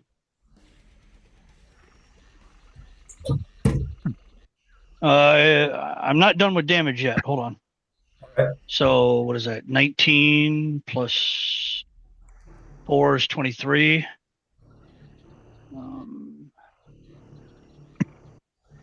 All right, 23 cold. Oh, Jesus. Yeah, 23 cold.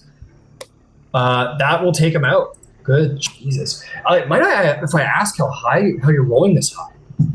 Well, I cast what was it? Fireball at 5th level. Okay.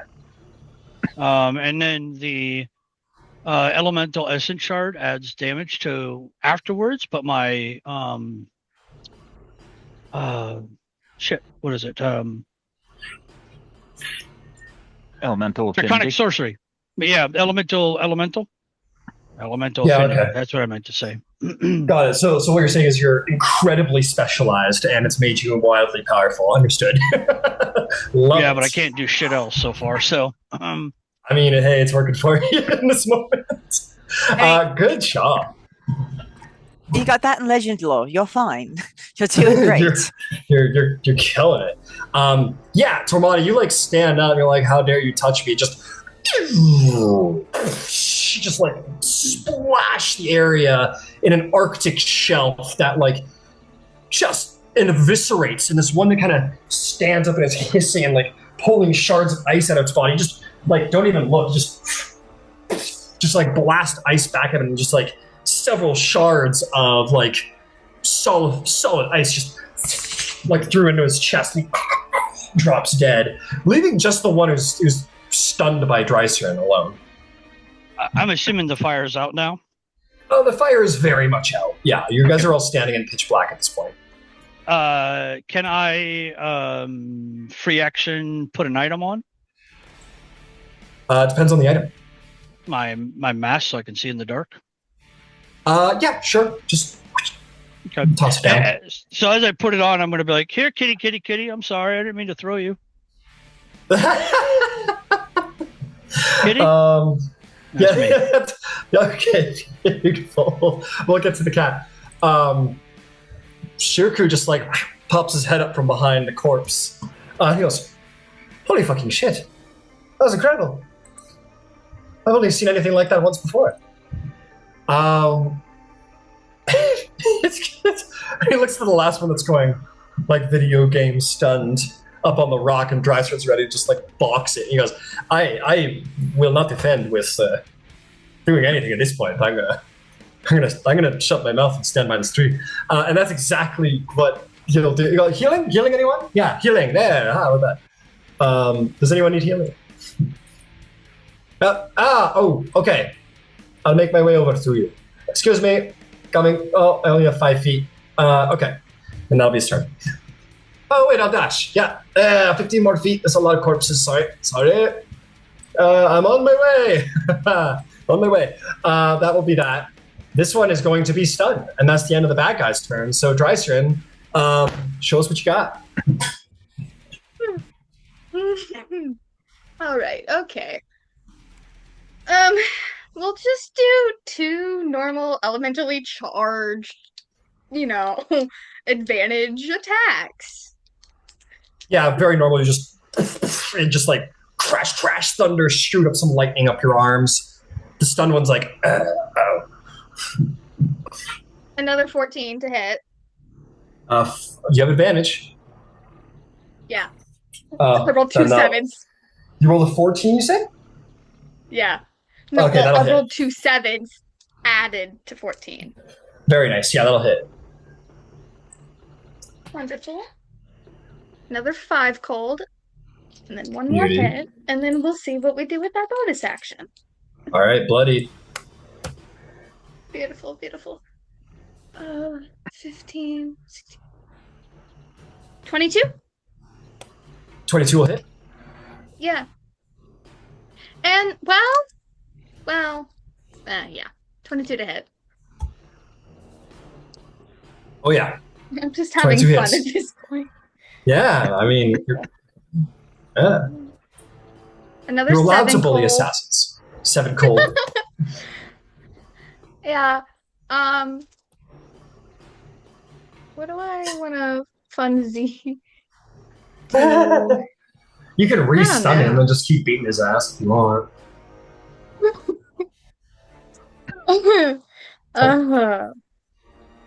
Well, we'll spend another focus point for Fury of Blows. All right. Start Give me this 2 more. process all over again. Yep. An advantage. Yeah. Oh, 18 plus 7, I assume hits. Yeah. Oh no, I lost a d20.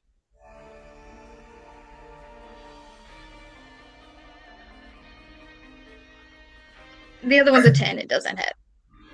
An advantage? Yeah. Was that all of your attacks? Yeah. All 4? I didn't hear but the other one hit. I'm gonna. Yeah. The first 2, 1 hit, 1 didn't, and then 1 hit on this and 1 didn't. Oh, okay. So then I've got all your damage. Yeah. Yes. But I'm just gonna a little another cocky, dude. stunning. Yeah, toss it on there. Hell yeah. That is going to be a 16 to save. Aw, he saves. He saves. He kind of like gets himself back out of it at the end of your turn. Is there? If that is the end of your turn. Yeah. It was 4 cold damage for that other hit. Got it. All right. Meanwhile, Yvain, you just probably witnessed the most impressive display of cold magic you've ever seen. And then you can see through the trees the snake sort of coming out of the stun and has survived being boxed by Drysrinn. A very impressive feat. What would you like to do? Well, I'm going to summon the archer and I'm going to throw some starfire at it. Giddy. So, Tell you what, Yvain, you're getting pretty strong. I'm going to modify your flavor here for a second. You're used to drawing the stars across yourself, but you could be more powerful if you use the stars themselves, and you've learned this a while back. So you simply look up to the sky, and rather than emulating the constellation, you call on the power of the constellation itself. And you look up to the archer in the sky, and point at your enemy, and a shooting star rains down from the constellation. Go ahead and make an attack roll. that is magnificent. So this will be, we'll go ahead and start with the bonus action part. So it'll be a starry wisp. It's 22 to hit. Oh, yeah. For 18 damage.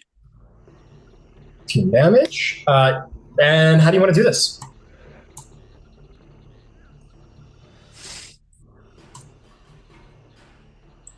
The star falls on him and it just sort of irradiates him. Like as soon as it touches, sort of an outward burst of energy, and he's just dust. All right. The star falls, and it sort of like arcs down and kind of comes back up to the sky like a star shooting across the atmosphere, where it kind of doesn't like impact the earth, but it like comes down and kind of like grazes across him, setting him alight like a person covered in gasoline, and it just wisps across him. The starlight just across his body, and then the magnificent silver light. The creature just and falls to the ground, and kind of in Harry Potter way, when Snape evaporates the snake, it just from the tip of his tail to the top of his snoot, and he is no more. With that, combat ceases. You have not been murdered this time. Always great to not get murdered. Tormada, you're looking around and you see a very unhappy rabbit with arms folded, hanging upside down from a tree. His foot's caught in a branch. He's just like looking a little grumpy, not so happy. You're a kitty. That's great.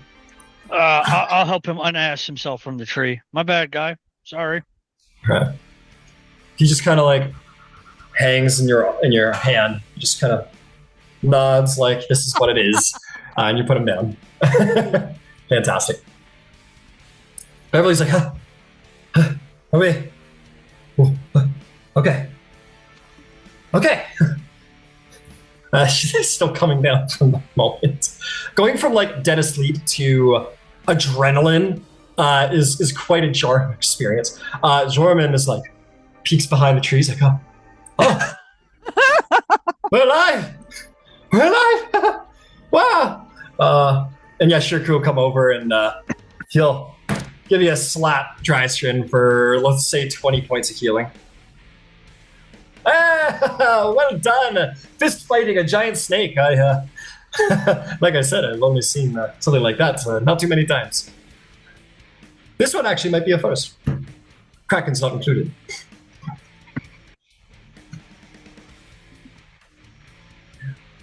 How is it every time we speak, I'm injured? You are, hey, he'll flip out the Stormlord pendant. He'll put that one in front of you. He goes, would you be serving the Stormlord if you didn't get beat up once a day, huh? At least a week. No. Yeah. Okay. All part of the fun. All part of the fun.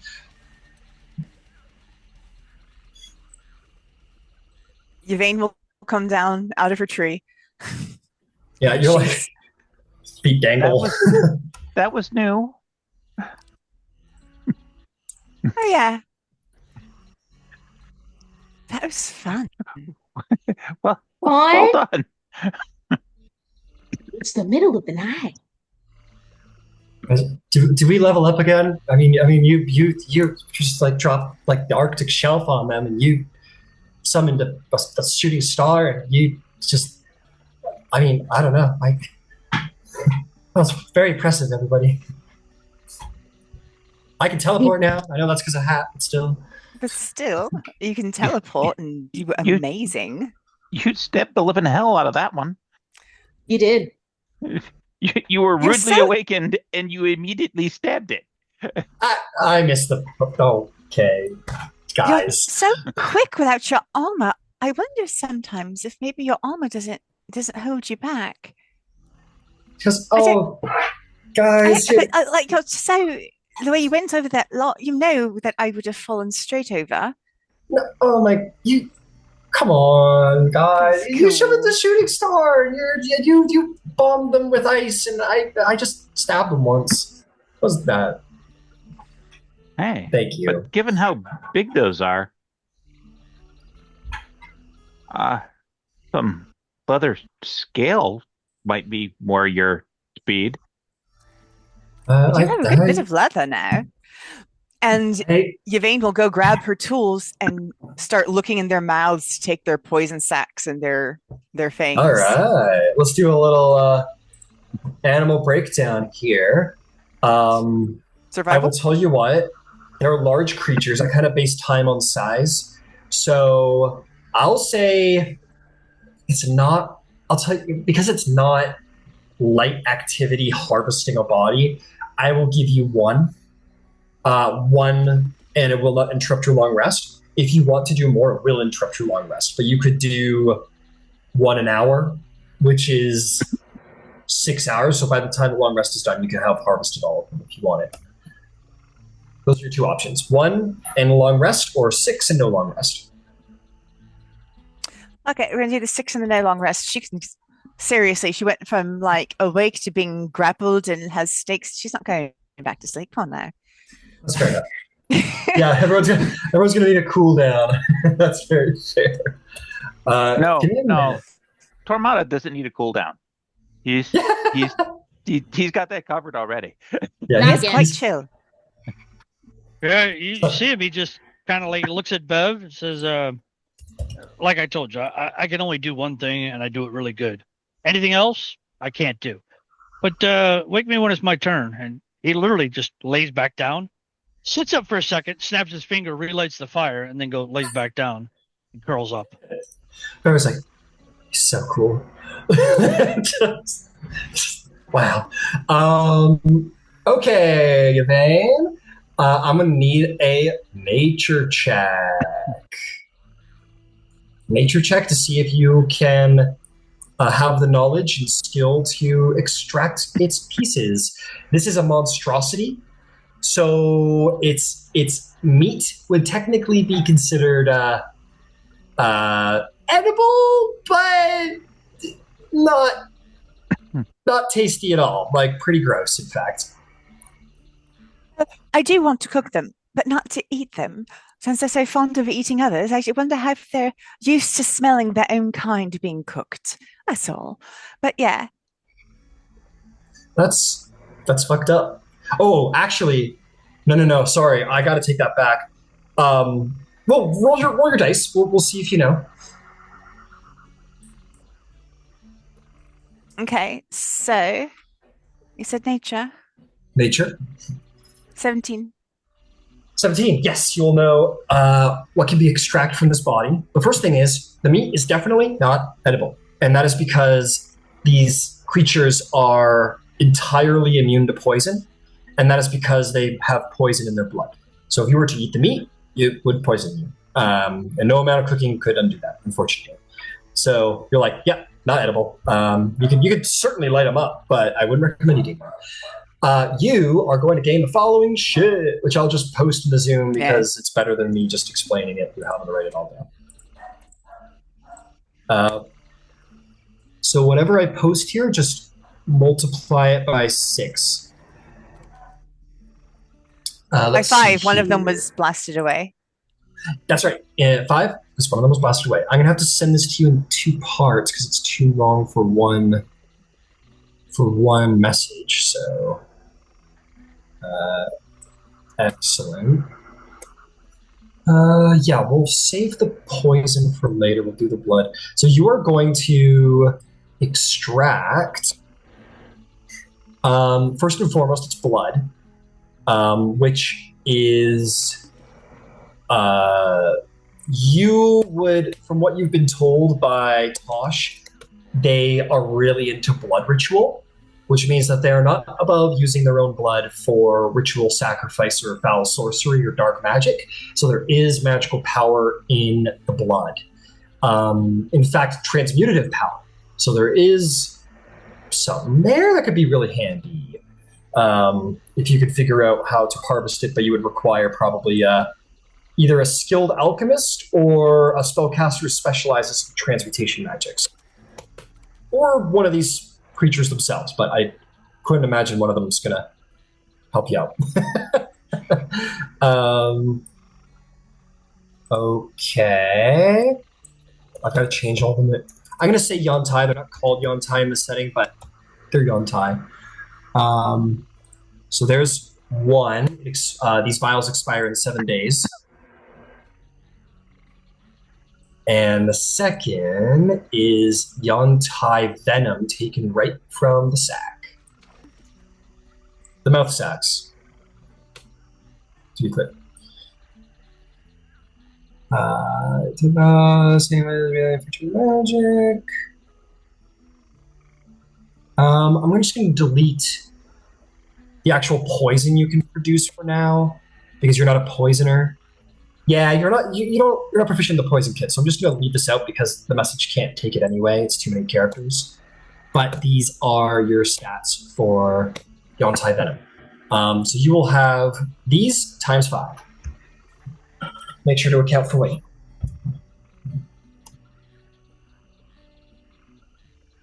And Ryan, the reason I did so much damage with the Sorcerer's Burst is because every time you roll a D8, you get to roll another D8. Oh, shit. That's great. I think up to proficiency modifier. So, nice. Let's see. What's the background? Alchemy. With your poison kits, you could spend 1 day on the gold with materials. I'll take poison. Injected the poison bonus. Causes more damage when the poison is extracted quickly. Yeah, so this is venom and not poison. Venom, I believe, isn't dangerous. I think poison is dangerous, but venom is not. So you're extracting venom. You'll need either an alchemist or a poisoner to refine it into proper poison. Okay, Beautiful. So you do all of that. You're going to take a point of exhaustion, Yvain, because that's a lot of work. Your watches will go off without a hitch after that. After you clear all of the bodies into a nice little workspace for Yvain, and all of you find plants or something to plug your nose with, because the smell of corpses isn't great.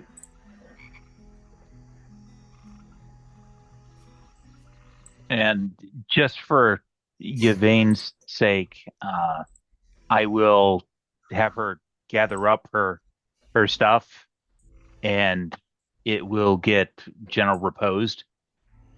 Ah, cool. Yeah. There's a minimum added 10 days. Sweet. I'll just say, add a standard 10 to the expiration date of everything, then. As you could have gone around to each corpse and just reposed it. Beautiful. That's your wonderful first night in the Visa Isles. Wonderful time. No dark, crazy sleep stuff. Nothing like that happens. No crazy visions of death or anything. You just sleep, get a little bitten by mosquitoes, and wake up a little itchier than you were when you went to sleep. And you're like, oh, okay, yeah, Ember, you got up for the last watch. Time to cook. And you're like, oh, how's Yvain doing? Yvain just like turns around covered in blood with vials of poison. Things are going great. Like Tarantino in Dusk Till Dawn a little bit. Actually, yeah. A little sleep deprived, a little harried, nose blind, but got cool shit, and that's what's important. Everybody take a long rest. We'll go to a break, and when we come back, we will venture deeper into these isles, and you will make it to the ruins. Huzzah. Right, pack up your tent, pack up your bags. No tents. It's too hot out here for tents. You don't need to insulate any kind of heat around here. Maybe a light one against the bugs. Did anyone have tents? Out of curiosity. Yvain didn't have a tent, but she does want to take a short rest before leaving. Sure. Yeah. Go around breakfast. Yeah. Hero has a 2-person tent. Who's Kiro sharing her tent with, if anybody? It was for the woods up north. It's too hot. Is this just a Kiro kind of night, or is there a Kiro and maybe help out somebody else with the bugs? Hero is laying out. Listen, after the whole snake incident, she doesn't go back. Like, after the whole snake incident, she goes to sleep, but it is very much like a trident is held in one hand, like, not again. Do you want to make a con save to see if you're able to like calm down enough to like get sleep? You probably would. Okay, sure. See if you're able to calm your body enough to enter sleep.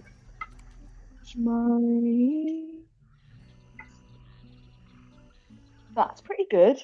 I rolled a 19, so that's really good. This is 26. Years, yeah, Kiro. You're from the sea, and on the sea, anything can go wrong at any time. So you're very used to being like, ding, ding, ding, ding. Oh shit! Put on my clothes, run upstairs, pull fucking, go back to bed. So that's ship life, and you're used to it. So you are very used to not only you're very used to like sleeping on demand after like big adrenaline moments and through heavy noise too. So you're probably sleeping better out of anybody. In fact. Especially if Yvain, like if she goes to sleep and she knows that Yvain's still up doing things, it's definitely lighter sleep, but she's like, okay, fine. Very cool. And watches I assume would still be kept anyway. So it'd probably be like Yvain and you two would still stay up, and Yvain would keep working, you two would go to bed, Tormada would get up with Jormund, and so everything's and you pitch a tent and have a nice sleep without any mosquitoes, which is nice. Or at least no new mosquitoes. Some maybe are in there and do some of this action before going to bed. Yeah. But anyway, you all have woken up. Long rests had, or short rest in Yvain's case. Ember, I'm curious. You're in quite a place. You're in quite a place in the world. I want to hear about your breakfast. What is everybody having this morning? Well, I think it's going to be something very cold and refreshing. So it's probably going to be let's see. What have I got? I just want to take a quick look at something. Inventory. Because I'm pretty certain that this can do what I need it to do. Yes, indeed it does. So utilizing create food and water and a few of the store basics that I've got, plus the alchemy jug. There'll be orange juice and mimosas for everybody.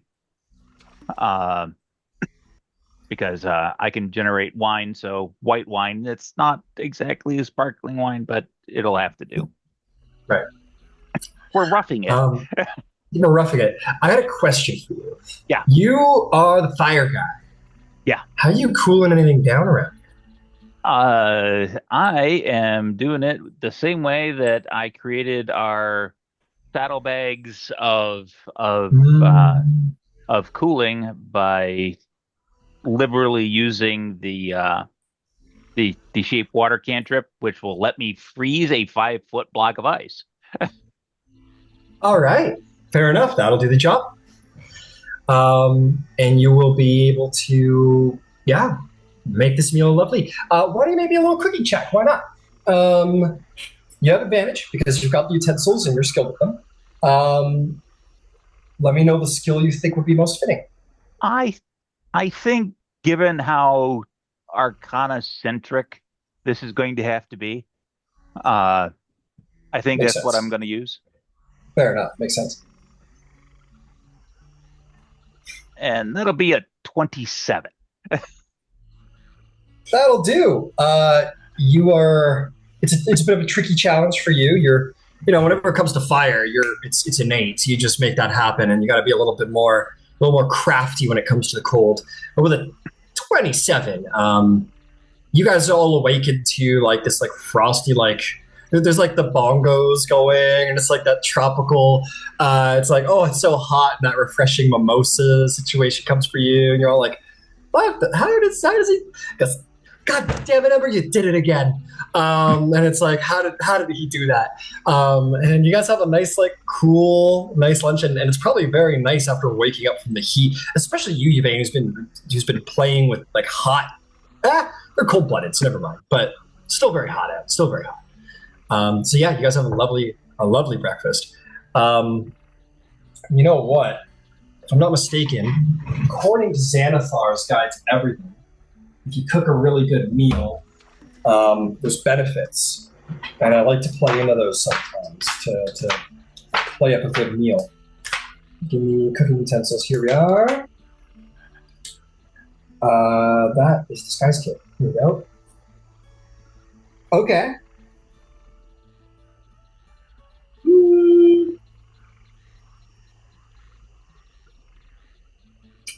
I'm going to say that such a delicious meal in such a hard spot to make such a delicious meal. Let's say, what level are you guys? You guys are 11. Or 10. I'll say everyone gets 5 temporary hit points from this delicious, refreshing meal. Awesome. Thank you. Yeah. Good job, Emma. Hello, cat. Okay. You guys all venture on your way. You pack up your stuff and start moving along. What's the marching order? Who's at the front? Zoran is surely at the front, showing the way. Who's perhaps close at hand to Make sure he doesn't get ate up by anything. Drysrinn, If you're okay. talking, your silence fell. Yeah, you're muted. No, I wasn't. I was very gingerly volunteering. Got it. So we got Shoreland, we got Drysrinn. Who's after Drysrinn? We'll go one at a time. I'll go next. That's fine. Ember goes next. I think I'll go Beverly would go next. I'll go dead last, like always. Tormada will go dead last. Okay. I'll go. Beverly. Yep. Go ahead, Yubin. I'll go somewhere but before Tormada, and Shaku can put himself wherever he likes to be. And All right. Why don't we put Yvain, then Shirku. Who am I missing here? Kira. Kira, why don't we put you right before Tormada and behind Shirku? That works. You. How many of you do I have?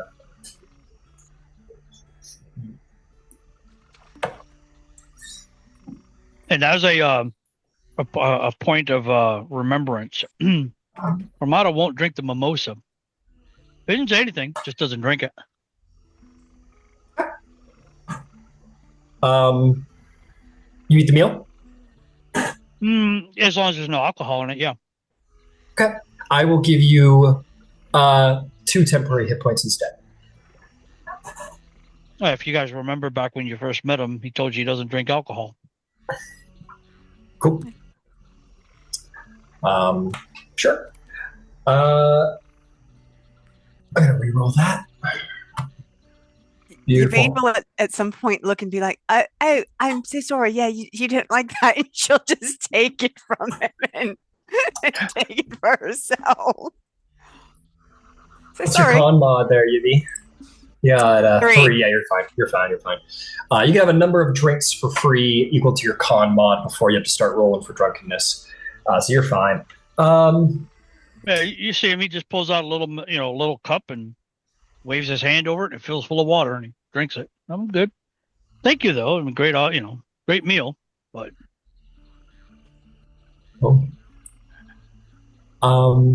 Beautiful. You guys walk.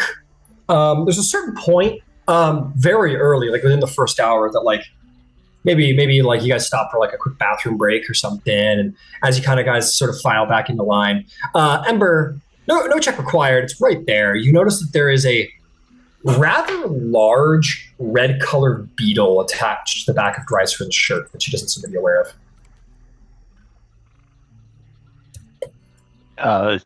Drysrinn, you have a bug on you. Oh. And when I say a Right. bug, I mean a bug on you. You want to see what it looks like? You want to see what it looks like? Yeah. Zoom chat. Sure.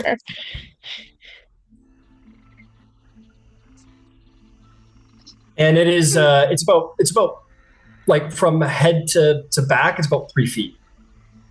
It is the length of your back. Oh!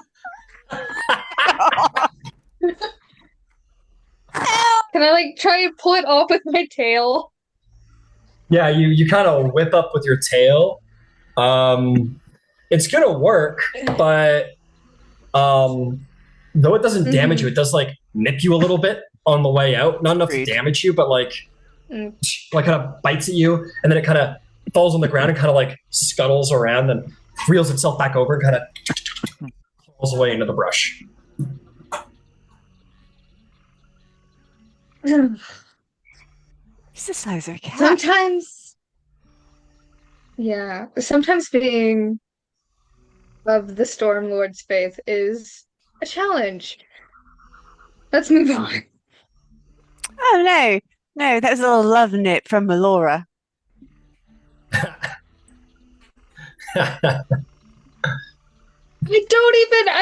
She sent me one message. I don't know her. Why me? The Wild Mother is glorious. Oh, I love her so much.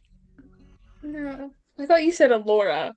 I didn't hear. Oh no, That's what I heard. I was like, the why Wild Mother. Alora? The Wild Mother. To be clear, is the Wild Mother gonna send beetles that size after all of us? I hope not. Well, this is where they live, apparently. I mean, we are the intruders here. Also, how long was that sitting on your back and you didn't notice? Scales are a privilege. That's all I got. Whatever you say.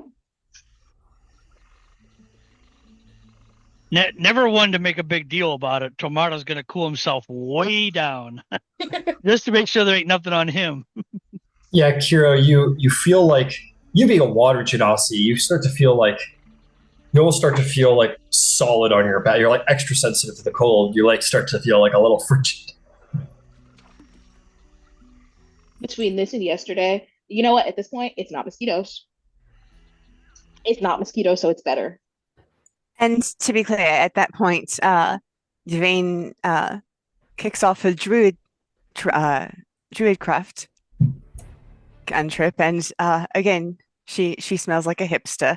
Just the entire 5-foot area around her smells strongly of cloves. Cool. And she'll tell Happy to stay close because those things are almost as big as him. Fair enough. Absolutely, Happy's just being happy. He's extra furry, so it's hard to get a mosquito bite, and some of you taste better than weird fey rabbit. So that. Let's see here. Where am I? How do I get my sounds right here before I proceed? Sure, let's do forest. I wish I had like fucking jungle, fucking wild, but I do not. So we'll do this while you travel. Not longer now, says Vor. You guys make your way through the woods. He goes, just out here. He definitely takes you in like a bit of an unexpected way. Like, as far as you know, you're completely fucking lost. You're entirely going on his on faith here with him. He goes, yes, just down here. Yes, this is a tree. The mark is still here. Oh, nice. And he kind of takes you down and like around a gulf and a gully and like around. And eventually, you guys are walking through. He goes, oh, it's just up here. It's just up here. He's like a child about to see, like, about to go to Disneyland. And he like, you know, shing, shing. He's got a machete, you know, shing, shing. And you make your way through. He goes, there it is. And you come through the brush to see the following little clearing. He goes, there it is. There it is.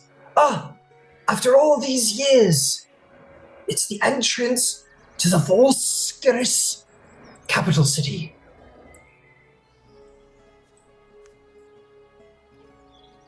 Yeah, they seem to have cleaned up the entrance a little bit.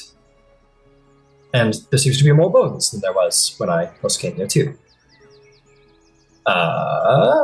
It definitely looks a little bit more lived in than when I was here first time, but we found it!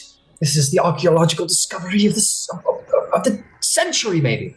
But I don't know that I think it's a great idea that we just go walk in there. Could we scout, perhaps? No, I can help there.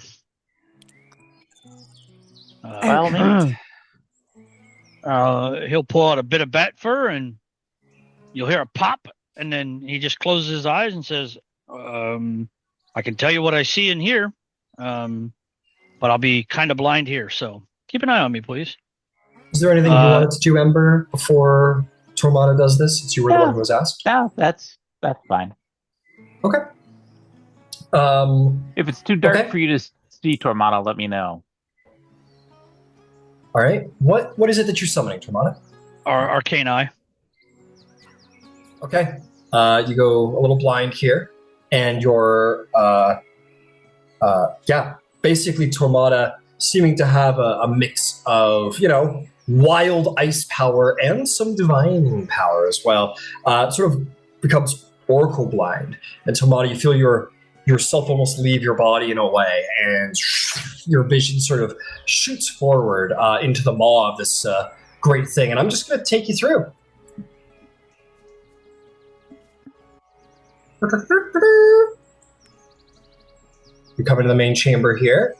See a lot of sneaky statues. Come in through the main. Is this where you? Did you want to do anything in here, Tormada? You're muted. Sorry, you talking about outside right here? Yeah. Consider the current, whatever the angle may be right now. It's your POV. Consider it that way at this point. It's what? I'm sorry. Oh, okay. There we go. Your POV. Like your perspective. I'd like to move 180. Turn 180 so I can see both sides. Yeah, I'm gonna zoom in here to make a 180 a little bit more noticeable. There we go. You kind of do one of these. Sorry if I'm going through walls a little bit. You just see like a lot of like ancient markings. You see almost like it's been dug out of the wall a little bit, of the stone a little bit to get these ancient statues out of the wall. Yeah, that's what you see. I'll describe the room to them. Can they see what I'm seeing or no? I just want to check first. Your right. arcane eye is your perspective alone. So it's like a roundish room. It's got at least a couple, probably 4 coiled snake statues. And then I'll move forward. The hallway looks like there's a hallway straight ahead.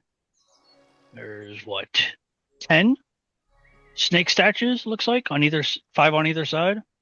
Yep. Maybe 12. 5 sounds right.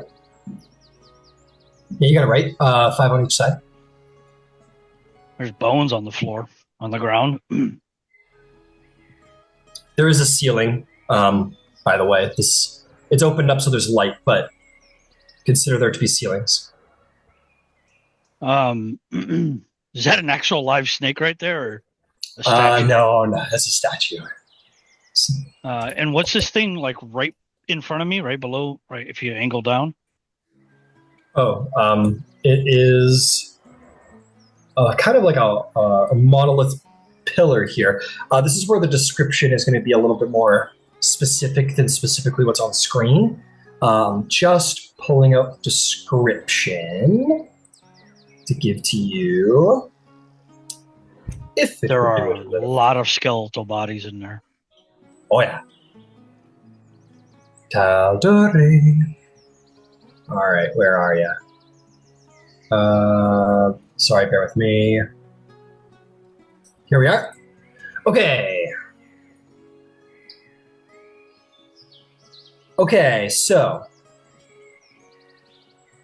you're going to see the following. There is one central obelisk in the middle of the room. That's that guy right there. And then there's going to be around the room 1, 2, 3, and at the very back of the room there, 4 smaller columns. Each one seems to have an animal structure on the top. The main column seems to have inscriptions on the side in Draconic. You can read Draconic, so you will be able to make them out. Let's see. So it's a rather large. Telling them it's a rather large room. Steps going down, and steps going up on the other side. There's a couple of small pillars with Draconic on it, and then there's a big one in the middle with some tablets, looks like.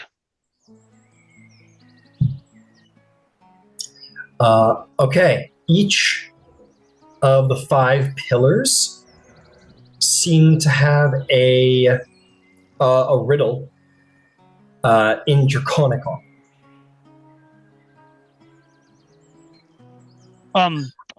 By feel, I'm going to reach into my bag and pull out my pen, my paper. I'm going to write these riddles down. Fair enough. You start making your way around the room. I'll say you have to work with Jormund a little bit. Because how long does this last? An hour. Oh, an hour, okay.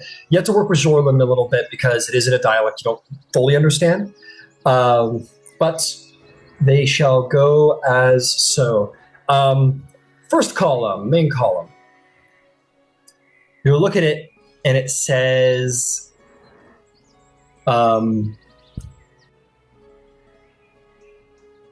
I sizzle like bacon and have come from an egg. A backbone have I, but not a single leg.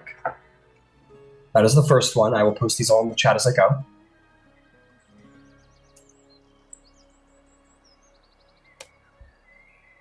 You go to maybe the column in front of the door, and it will say, "Well, I've got 4 legs, I've no tail in sight. You see me in the day, but hear me at night." Riddle 2. You go to the one to the right. It's going to say, "Armored but not a knight, snapping but not a twig, always moving, always at home." You go to riddle 4, the one at the back. It says, "Within a layer of silver string, I dispatch my prey with a biting sting." And last column says, "Horde of water, it will always drown me. I'm a bloodthirsty beast you can barely see." And those are the 5 rules.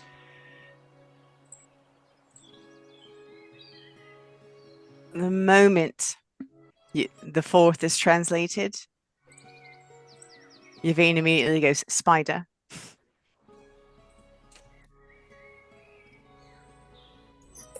I don't see any traps or anything, anything visual, like arrows or rocks or whatever. That doesn't mean there isn't any. Yeah, maybe persuade, or if you're looking in the main chamber, you can make a perception. You can't investigate, because you can only see. But you can make a perception check to see if you can find anything.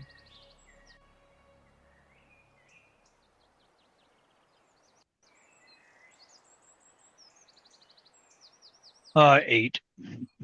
Yeah, you're not seeing anything. Well, it's not a spell he uses very often, so.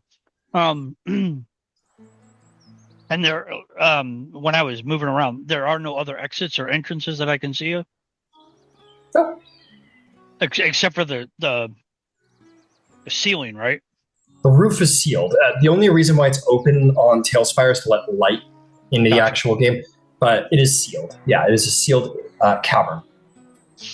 These tablets, can I make out what they say? Yeah, that's the riddles. Oh, okay. I'm sorry. No worries. You're good. I thought these were on these little pillars that were around the room. Okay. Yeah, they like are. Yeah, they are, but the obelisk one has a little bit more to it. I don't know, a little bit more extra. Gotcha. Okay.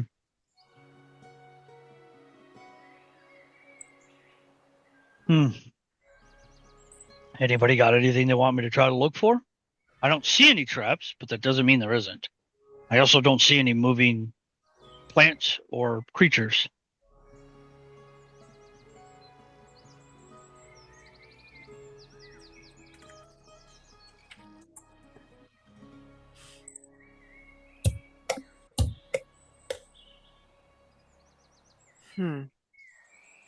I'm sorry, I was thinking about the riddles.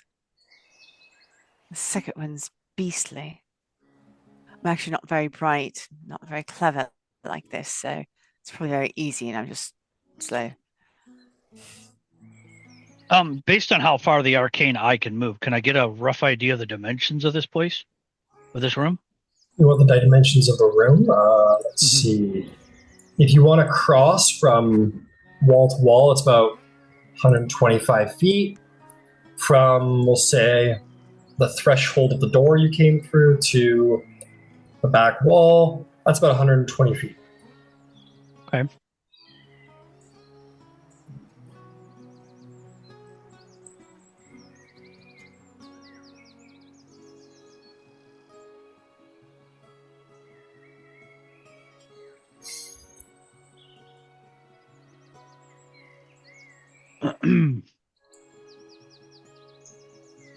Well, if no one's got anything else, Yeah, I'm sorry. Yeah, I know. Yeah, have at it. okay. Thinking that I've seen all I could see, I'll Oh, and the arcane eye. And your vision sort of just shoots back at a magnificent speed as if your spirit is returning into your very body at this time, and your eyes sort of return to their normal sight. Very jarring experience. It's very seer-like experience.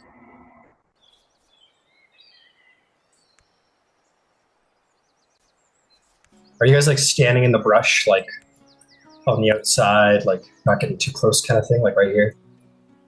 Is that your PO? Yeah, okay, cool. I'll leave the camera there then. And because of walking order, Yvain was already by Tormada, but you'll notice that she's close enough that you could barely reach out your hand and touch her if you needed to move. Yeah, and I'll assume that the marching orders broke a bit now that you guys are kind of encountered something. You guys are a little more grouped up. It's all good. I think the last one's water. Like sea, ocean. I mean, I could be wrong, but well, everything else has been a thing, right? I'm Snake, pretty certain turtle. that the last one is a mosquito. Yeah, that makes sense. Yeah. So if YY is a mosquito, then all we're looking for is XX. Okay, so I'll tell you what. Let me make a slight adjustment here. These riddles, as I have posted them, sorry, I misread. That's why there's so much writing on the main obelisk, is that they're going very much like I wrote, going down on the main obelisk, and then those main pillars. There was one at the base of the main obelisk, and then 4 around the room.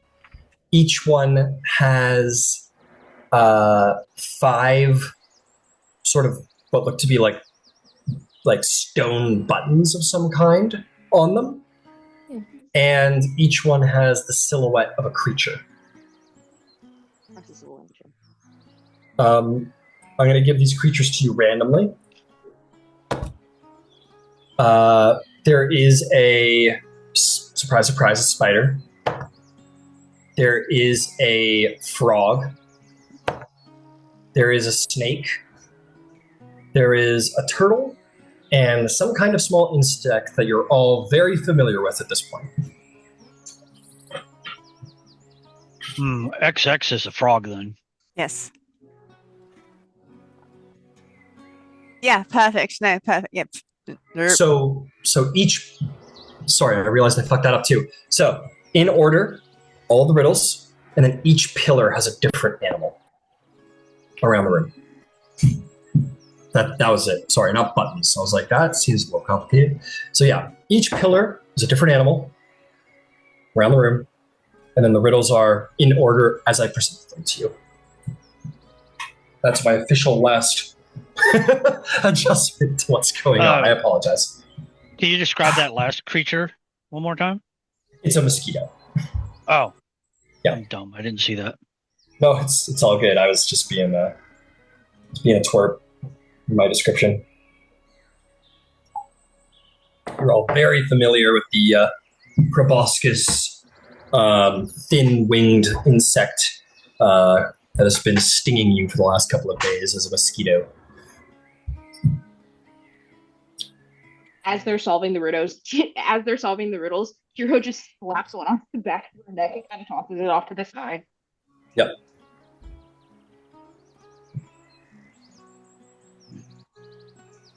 Well, nothing ventured, nothing gained, folks. I'm surprised you haven't run into RUSs. I don't think they exist. Into RUSs? Is that what you said? ROUSs. Rodents of unusual size. How about the fucking 3-foot bug? I could send more if you want. It's a line from a movie. Got it. Yeah, Shirku is like, I like the way you think of her. That's right. Adventure calls. Summons us even.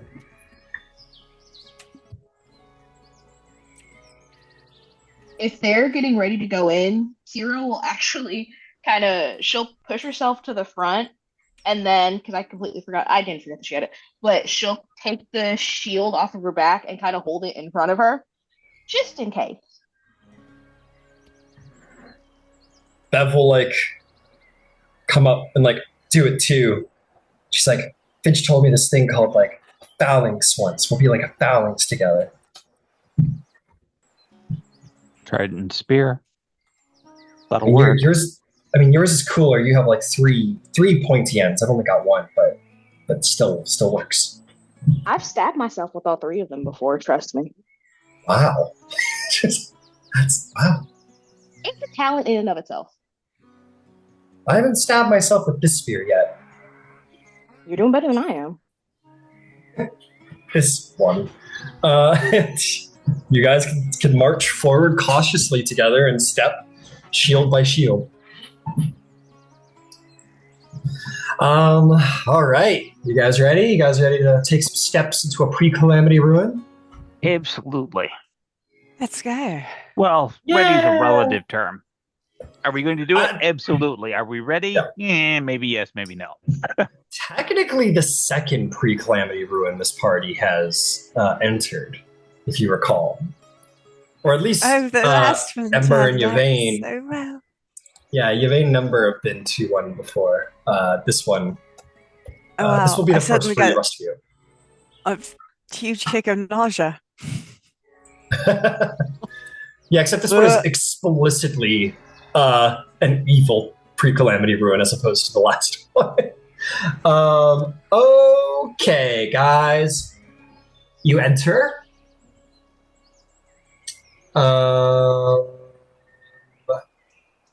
Yeah. As you walk by, you'll notice water dripping from the stalactites that seem to form the mouth of the cave, if you will. Just dripping. Let's see. You make your way in. No problem. Let's see.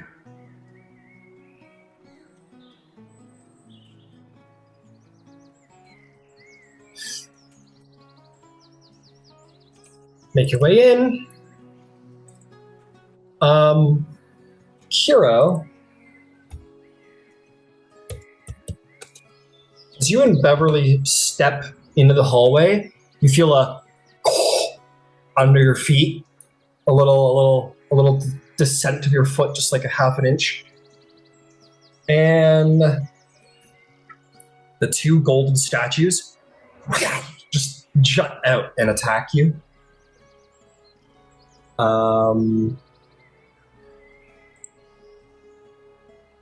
Well, let's jut out more like spray a gas into both of your faces. You are both going to... Where's the poison one? Damn it. Damn it, Bobby. All right, there you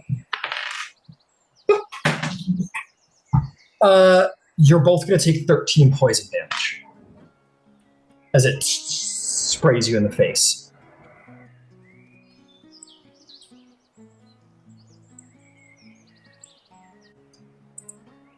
Well, that was bad. Yeah, Spot went first, though. Should we keep going? We might as well. Okay. You Yes, could Yvain. You could trigger the traps, maybe. Right? Like, Yeah. I don't know, poke at them. Oh, who's got the rod? We've got the rod. We could stick them with the rod and make them spit at each other. So It's I don't know where it's less send them off. I don't know where they are. I think it might be the floor. It kind of we stepped on it and it kind of went down a little bit. I've never heard of anything like that. But Maybe that was it? So they trapped the floor. Very Wait a minute. sneaky. How wide is the hall above table? How wide is the hallway? Feet. Kira's gonna turn around. Hey, Ember. And the carpet. Buddy.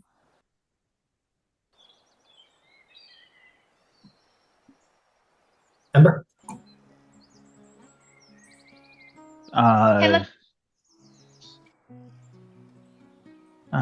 The carpet is 5x7, so yeah. You can do a little fairy ride. I was gonna say, I vote we take a lot of trips with not a lot of people, and we'll be fine. That seems fair. Okay. Ember, you hop on, true to your patron, kind of looking like a genie on his carpet. And one by one, the members of the party will hop on the back and you'll whee down the thing, and you'll just sort of reverse and unreverse escalator everybody all the way over. It's not a very big rug, but it's sure enough to fit two. And in the end, Ember, you have delivered everyone from danger and into the main chamber. Take that, snakes. So, main chamber. It is as he described, bones everywhere of...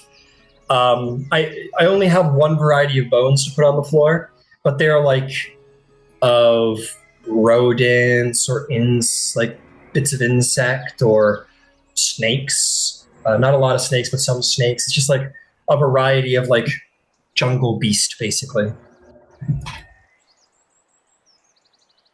So this is everyone. I'm sorry.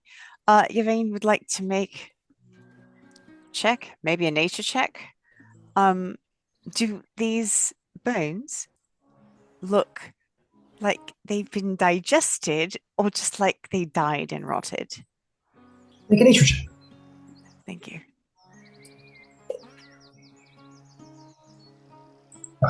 I believe it's going to be a 19. 19. They look like they've been digested. They definitely don't look like they have been ripped apart savagely. Like they look like they've been digested. I will. Yeah, so they will. Some more fresh than others. Oh, lovely. So there are fresh kills, and whatever's doing this is eating. Just no, there's no chewing actually. They just sort of swallow them whole and digest them and shit them out. These are actually turds. She looks right at Beverly. Why are you looking at me? I didn't. Ew. Well, yeah, you're saying ew. I'm not trying to gross you out. It's what it is. I'm being scientific. Okay. Sure. Great. Shirku's like, what a fascinating monster. I'll be excited to slay it and be able to add it to my many stories. Wait a minute. Kira will kind of look around the chamber. Scale of 1 to 10. How full of bones is this room? A question that I never thought I'd ask. Pretty damn full. How's that? How's that for an answer? I'll say I'll say maybe 30% of the floor's surface is covered in bones. Thing. Considering that we met some of those guys last night, just how many of them would it take about to produce? And she'll just kind of gesture to the whole room. That amount of bones. Of those big guys? Jormantosh was, or whatever his fucking name is. I feel like I'm losing his name every time I say it. Yeah, because it reminds us of the other one. Yeah, Jorlan Navor. Jorlan Navor goes, well, if I was to make a hypothesis, they were very large creatures, and if they've been here for 20 years, I don't think it would be beyond reason to say that maybe even one of them could have produced all of this, and maybe more over the 20 years of its existence here. Oh, so these are just the fresh ones. That is true. Taking into account the freshness, I'm sure those 6, if not less, could have produced this.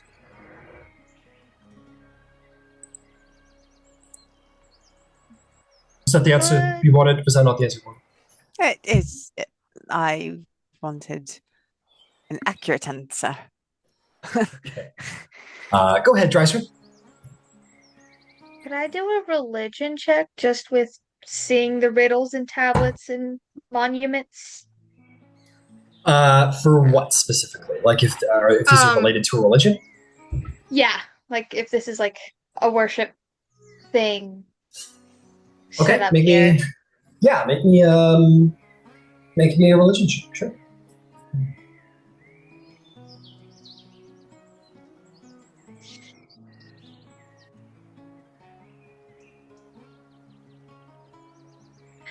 That's a natural 20. Lovely. So the Storm Lord is a god of conflict. He is a god of war. He is a god of surely adventurers in that case. And perhaps it was a part of your training to, know how to like survive and like know your enemy a little bit here and there.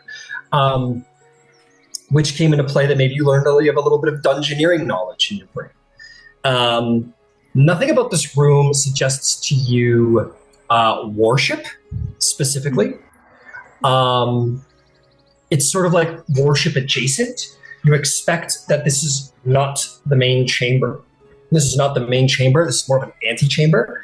And you suspect the solving of this riddle is meant to be a trial of some kind. The poison would not have hurt a Yuntai. So clearly a defense mechanism to ward off non-Yuntai people, unworthy people.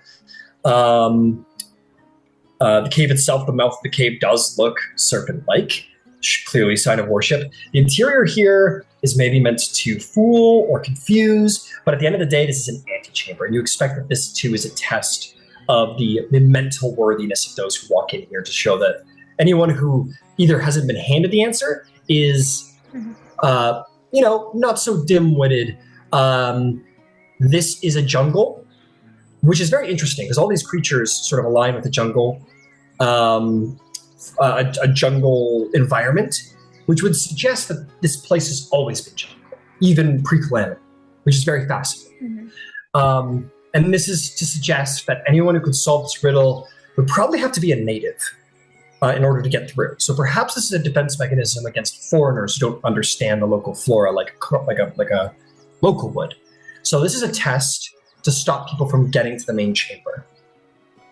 So while it looks religious, this is more of a trial that's probably based on the local flora.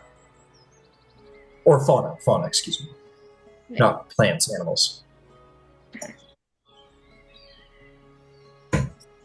I will disperse that information among us and then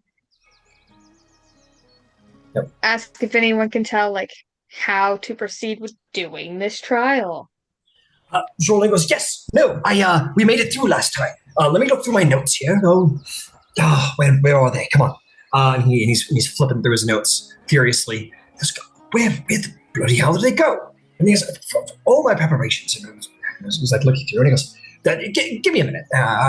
And he starts looking more frustrated. He's been very organized this entire time. He's got everything ready for reference. And he sort of frustratedly puts his bag down, starts taking out the plethora of notes and books and notebooks that he has, and starts flipping through all of them, and very clearly beginning to suggest that maybe he's misplaced the note about the antechamber. But he's searching furiously. He might find it, but it's you start to wait for him, and a minute passes into 2, passes into 3, passes into 4.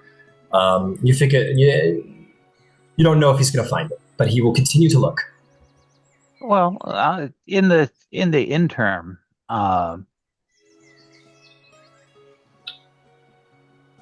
we know that the pillars correspond to the various critters.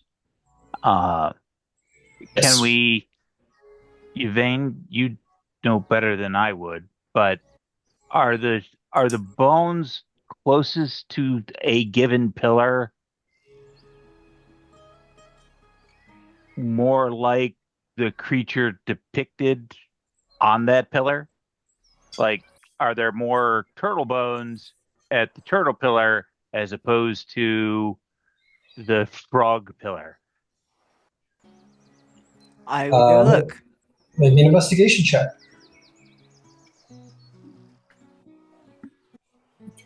Or nature, I'll give you door. Because if it's a sacrifice thing, maybe we've got to have one of each type of That's a critter. good thought. I'll cast guidance. Okay. And I am proficient in both investigation and nature, and they're the exact same. So, guidance is a +4 or a +D4. Plus D4. All right, so that is 14 plus 5 is 19 plus 3. 19, 3 is 23. 23. You look around very thoroughly. In the minutes that Shoreland is looking for his notes, you find no rhyme, reason, or pattern to the scattering of the bones around the room, unfortunately. It looks like it was just kind of whatever they were consumed, digested. that's where they were digested and passed. And that seems to be sort of randomly around the room. Mostly in the mud. And you think that's because of preference more than anything ritualistic. So this is like the toilet. Lovely. Yeah. Unfortunately, you're standing in the toilet chamber. Hero's gonna tap Drysrinn on the shoulder and say, Can you read these words? The riddles? Yeah. Barely. It's Can you figure out it's a form of draconic. Can you figure out what side the first riddle's on, maybe? From what we know. Yeah. So Drysrinn, if you looked, based on what has been transcribed by Joran, you are able to at the very least be like, okay, this is this riddle and this is that riddle. And you would note, while I've got these like scattered all around, they are listed one after the other on one side of the pillar. And they are in the order that I presented them in the chat. Oh, so they're only on one side of the pillar. I thought they were all around the pillar. That's my bad. Yeah, no, maybe that's a little misleading because of the actual design, so I'll just delete these if that's helpful. But no, they are on one side of the pillar above one of the 5 columns, and they are listed one after the other in order of how I posted them in the Zoom chat. And then each of these 5 pillars with an animal shape on top of them have one of the animal shapes on top of them that I had originally described. I can post those animal shapes for you again if you wish. If it matters to you. If there's a particular order, we ought to go take a look at the snake one first. Does it, and take a look to see, does it pivot? Does it push? Does it do any of those tricksy things? Okay. You want to? We saw something like that in the other ruin where they had push, pull, twist. Yeah, absolutely. So do you want to like investigate? So roll me an investigation check as you begin to sort of like inspect it and see if there's anything that gives. Yeah, no, I'm spending that. Now is not a time for one. But a 16 for a total of 24 is much better. Got it. So I'm going to complete your check, but the moment you put your hand on it, as if it's only held up by like a loose peg underneath or something that just needed the slightest push, it falls into place, and the snake at the top glows, and the bones begin to stir. Everybody go ahead and roll initiative. I'll be right back. I'm going to make a quick bio break. I'll be right back.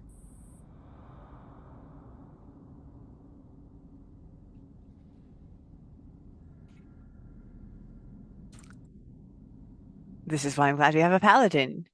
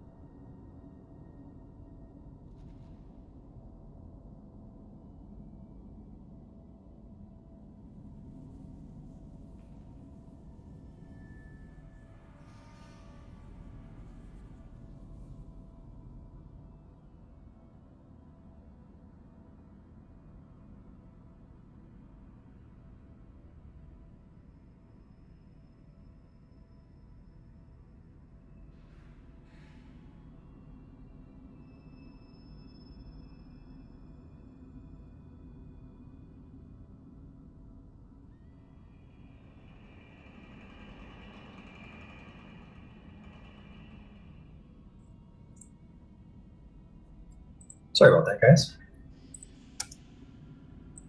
All right. Let's throw on some metal. Okay. Where is everybody standing around the room? So, Ember, you're right up at that first pillar. Yvain, you were investigating. Why don't we throw you like over here, if that makes sense to you? Just out investigating a little bit. What about the rest of you? Where's the rest of you? I think Drysrinn and I were standing at the main pillar because I was asking her about the runes on the pillar. Right. Excellent. So we'll put you two up there with Ember. What about you there, Tormada? I think he'd still be standing up by that at the top of the stairs by that one little pillar, just kind of like looking at everything. All right, taking a summary of the room. I'll say Beverly's hanging out with the two best friends. And Shirku, he's an adventurous guy. He's not standing back. I'll say he's looking at this pillar. Nah, he's looking at this pillar. He's smart, but he's not going too far. Beautiful. So let's get this initiative rolling up for all of you. And I'll just go get our bad guy.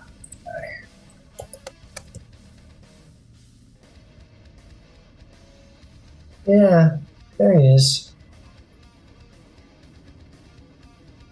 I'd start right here. He's just our happy little guy. Oh, dude, I should have totally done a bone swarm. Yeah, I'm gonna super quick check on that. Sorry, that's sick. I had a plan, but an even cooler one revealed itself. And let's see, do we have we got a bone swarm?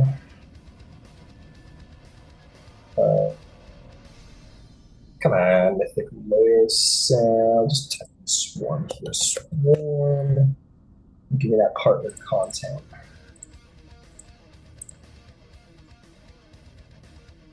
Oh, fuck yeah, we got a bone swarm, baby. All right, we're doing it. Bone swarm time. Sorry, Snake. We got enough of you. This is sick.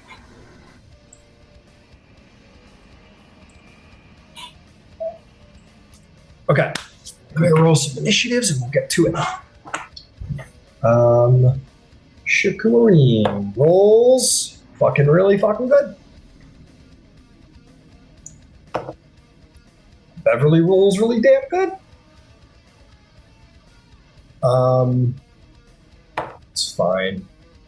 That's gonna be this one is 13. And lastly, our very hopeful archaeologist rolls damn good for an archaeologist. Okay, who rolled a 20 plus?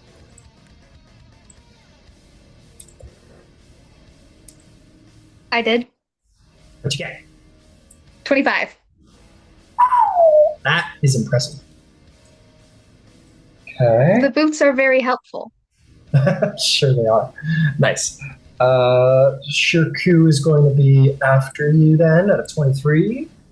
And we've got Bev following up. All right, who's got a 15 plus? Hero got a 17. Very nice, Kiro. Who's got a 10 plus? 11. Yvain? 12. 12. Tormada, what do you got? 8. That's tough. Yeah. Let's... I'm used to it. Oh, man. Okay. To be clear, so you kind of put your hand on the pillar, and it sort of almost seems to fall into place as if you're the small touch that you make to begin your preliminary inspection. It seems to almost fall off of like a very loosely kept shelf, and it falls into place, and the snake at the top begins to softly glow in a sort of minor illusion, just ever so slight glow. And when I say this, I mean all the bones in the room begin to start to move and roll in different directions and seeming to be rolling towards each other. The first to assemble is the biggest pile, which would be right at the base here. But that doesn't stop the rest of the bones in the room from moving. You get the sense this is not your only adversary, it's just the first. So, Drysrinn, speedy as you are, what would you like to do?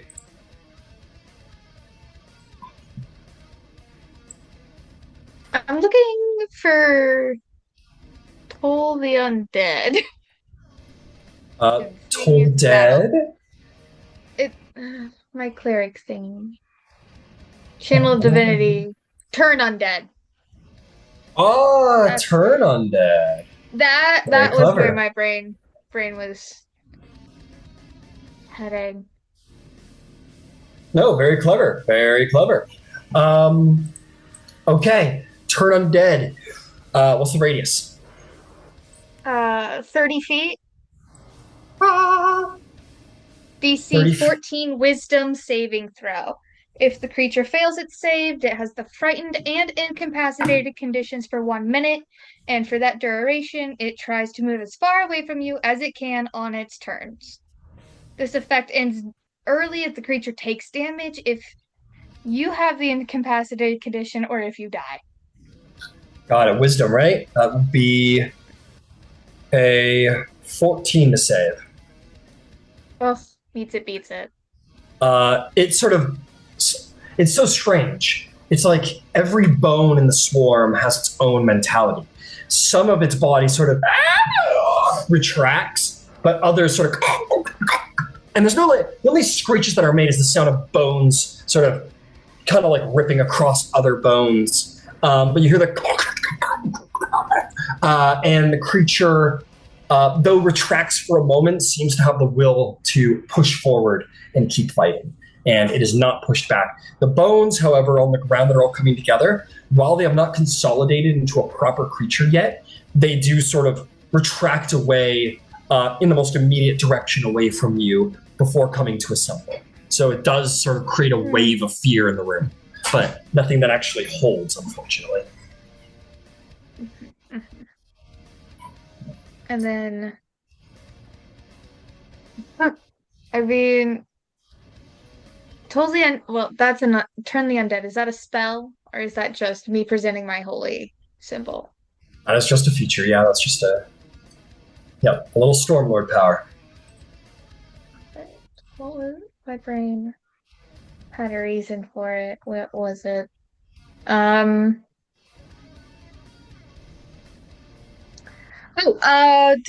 spiritual weapon, 2nd level.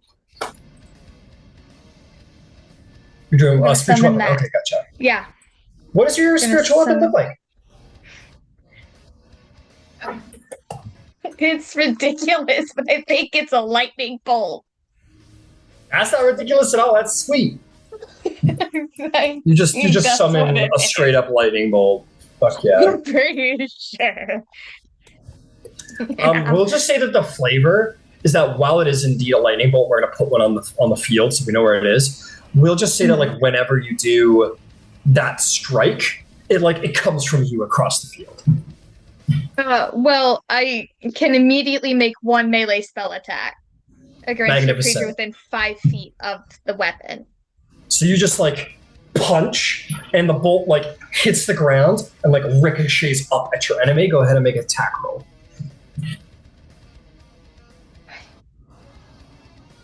And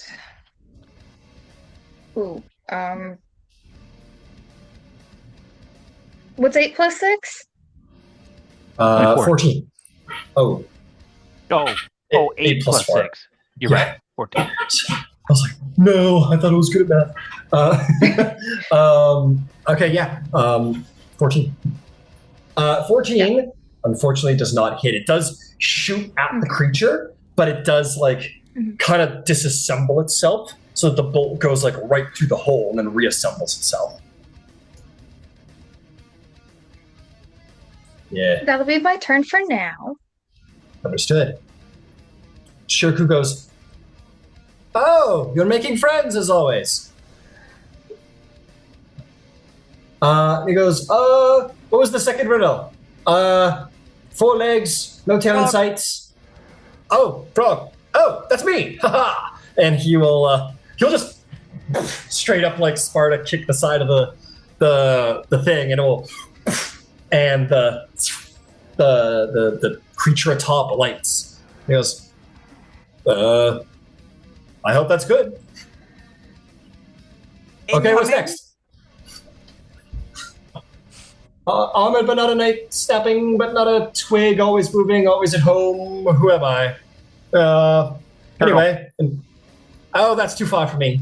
Yvain, you're up. And he's just gonna pull out a scimitar and start charging down his enemy. And that is gonna be Shirku Murray. For the time being. Beverly. Beverly's like, that is the most fucking scary thing. All right, and she'll tap her spear, it'll light up a little bit. She'll go, "Here I go." Yeah, and she'll just kind of run for this. This is what I've got, and she'll run in and being like a shield and spear pirate person right now. She'll take a jab at her. All right, Beverly. That's going to be a 19, which is a hit. And the second one's only a 14, which will not hit. First one will. She lances forward. That's going to be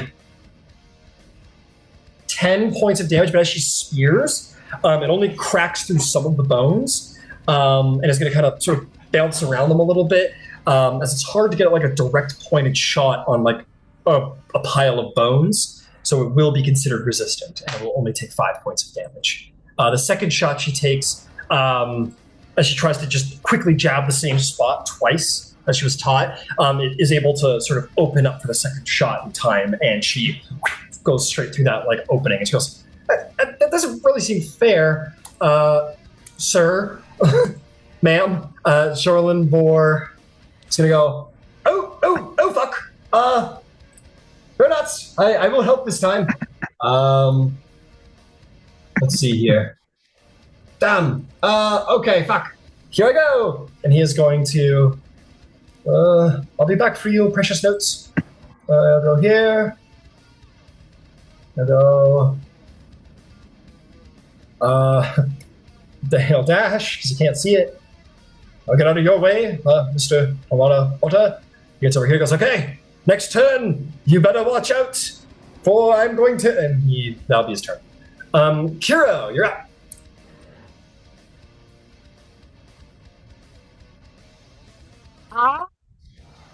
You know what?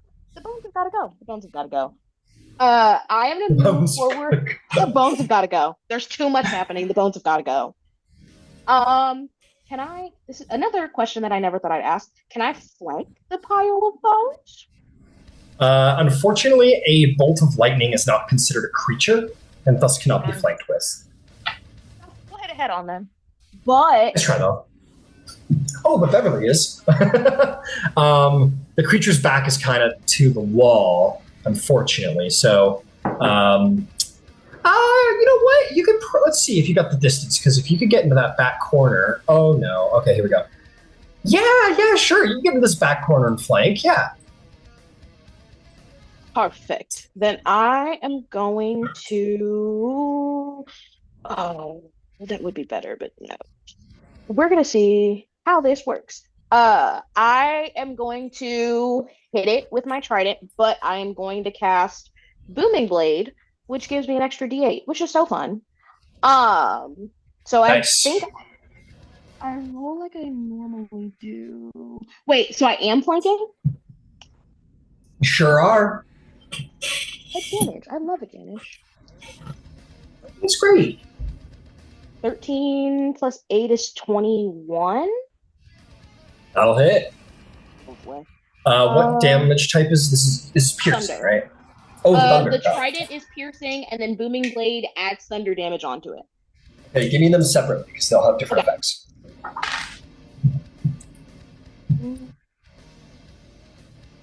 Yeah. I mean, the piercing damage is 10 points of piercing damage. All right. That'll And be then 5. another 8 points of thunder damage.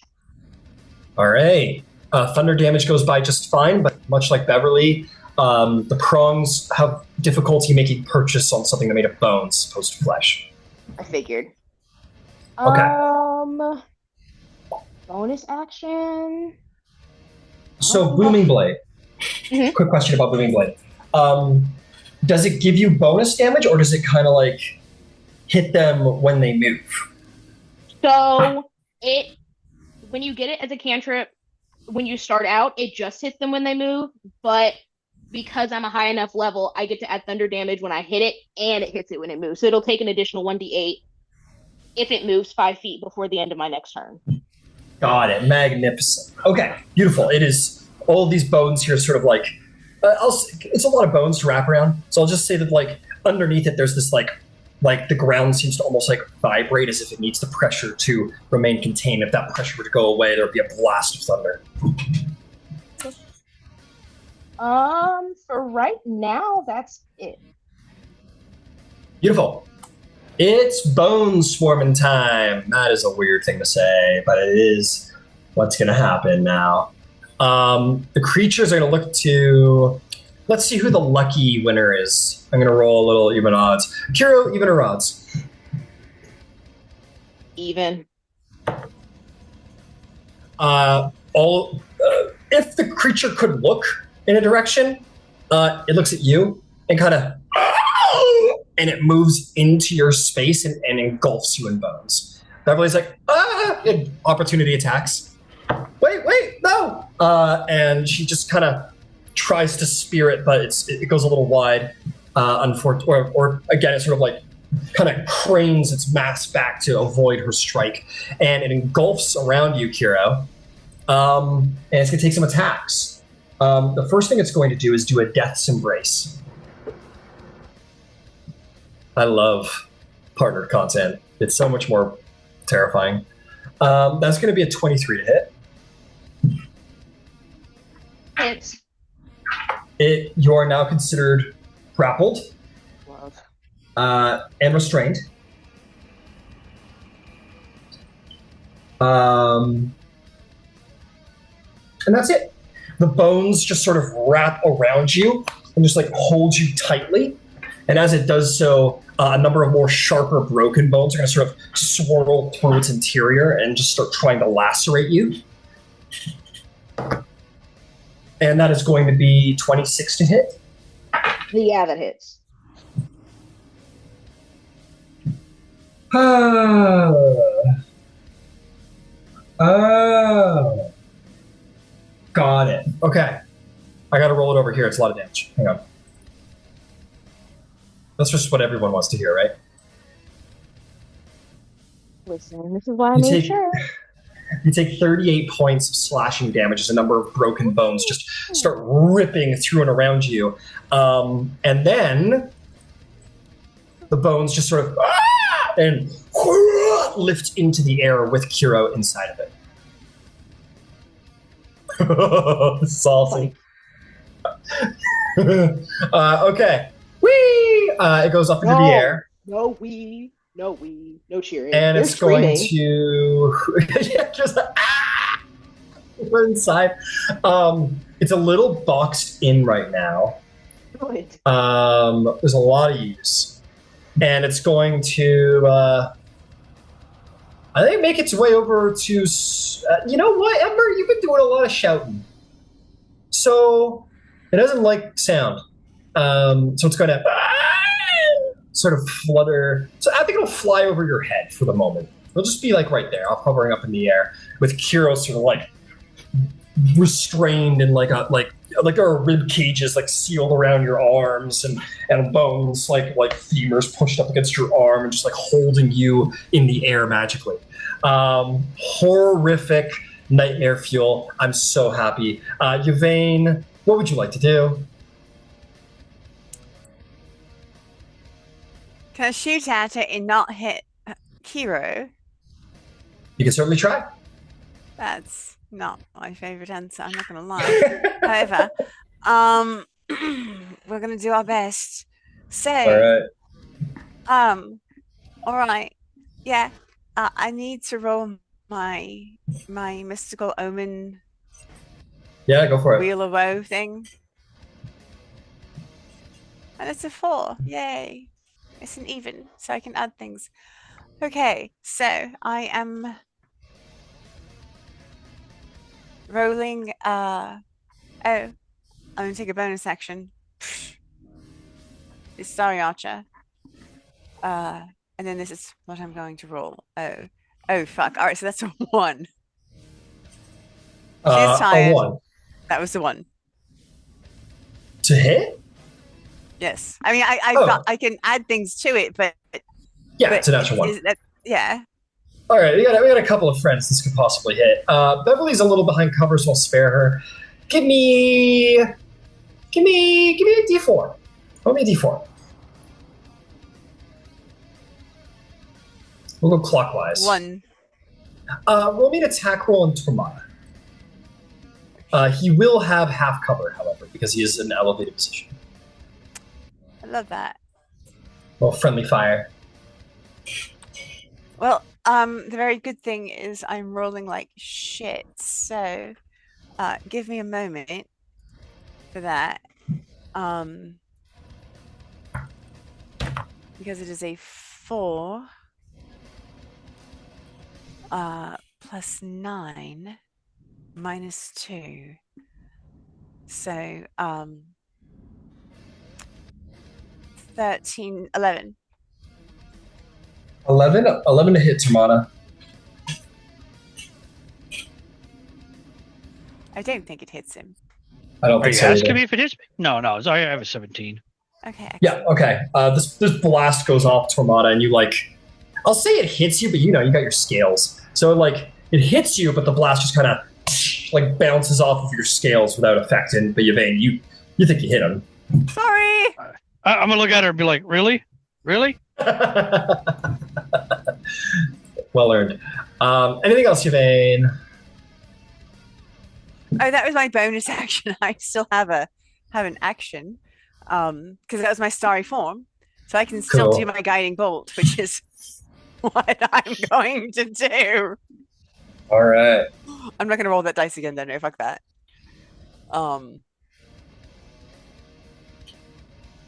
It's being kind of a dick. All right, that's better. Okay, 16 minus 2 is 14.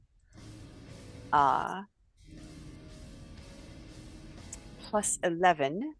So 14 plus 11 is 25. 25. Hey, Kira. I'm sorry. I'm so Call sorry. it evens or odds.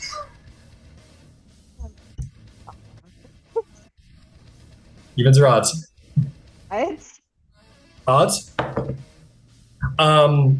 Yvain, you hit Kira. Roll damage.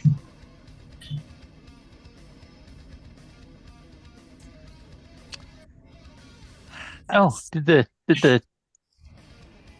the big pile of bones thunder itself when it moved?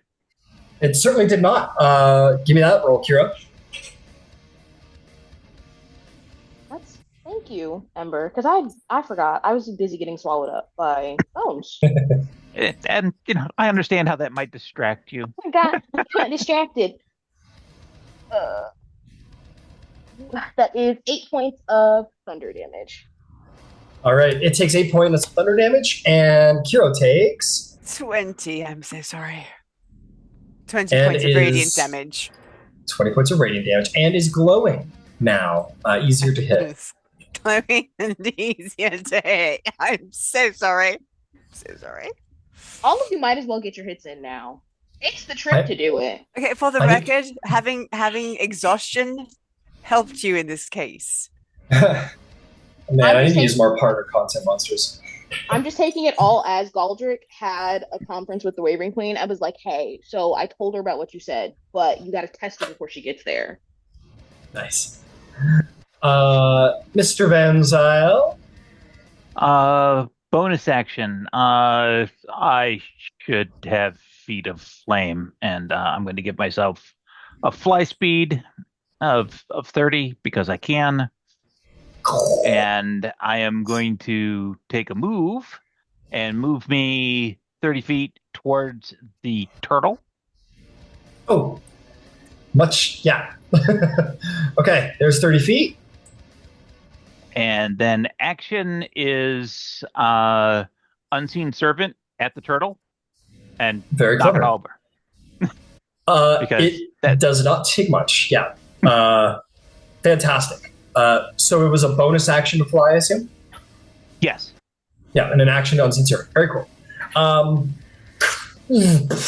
And the turtle glows. Well done, well done.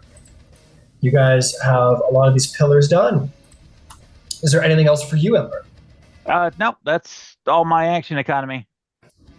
All right, Tormada. Very good, good job. Tormada, you're up to bat.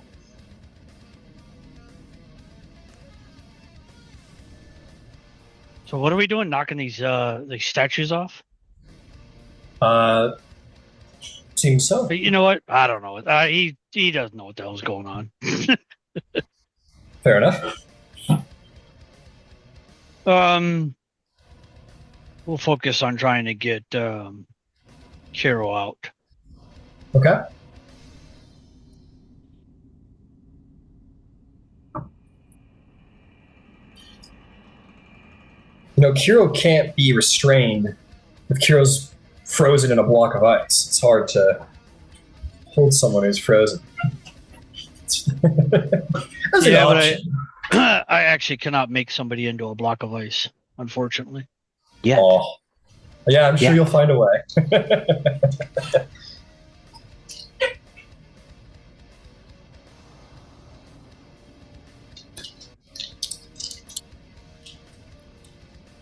So it's swirling around her right now, correct? Correct. It's got her held in the center of its bony swarm, roiling around her, holding her, slicing her, restraining her, all these things.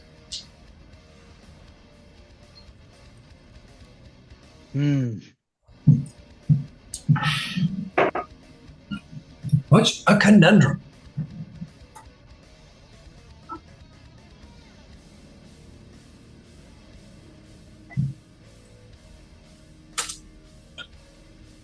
Yeah, I mean, there's not much, so we'll go ahead and we'll carefully craft it.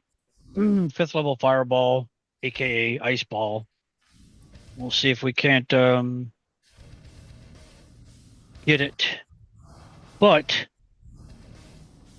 before I do that, I am going to quicken Mind Sliver. It owes me an intelligence 16 saving throw. All right. It's got a 13. All right. It's going to take 11 points of psychic damage if it can. Okay. And it's going to suffer. Hang on a second. Let me give me a quick moment. Oh, no, okay. 11 points of psychic damage. Cool. And it's going to suffer a -3 to its saving throw, which is going to be off this fireball. DC 16. All right. -3. That's only going to be a 13 with a -3. All right. So it's going to And you're using a careful spell? Yeah. Oh, that's a whole bunch of ones I get to reroll. 1, 2, 3, 4. And I think there's a 2s also. Let me see. Hold on. Yeah, 1s and 2s, I'm pretty sure. So that's 5 I can reroll.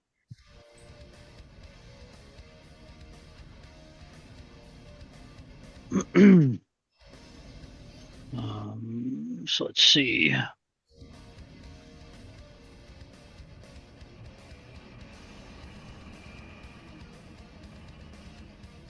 3, 6, 10, 13, 30, 34. 34? Cold? 34 additional cold is a big pain in the bone. This blast goes off here, and you're like, ah! And it just like, it's inches away, but it manages to mold around you and only hit the bad guy in question and nothing else. You are safe. Well done, Tormada. At the start of its turn, it's going to take 2d10 cold damage from the elemental essence. All right, I will rely on you to remember that. Mm-hmm. All right, magnificent. Is that all? That's it. Okay, start of the round. As the bones are all rolling together.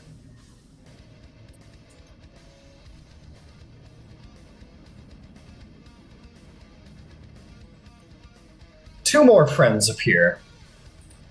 I use the word lightly. The bones sort of congregate together, pile on top of each other, and let out this sort of strange, bony, creaking screech. Shiku's like, oh, fuck. And yeah, you turn around, Yvain, have like that horror movie look around, and it appears. So that's two more, bringing us to Drysrinn's turn. What do you do, Drysrinn?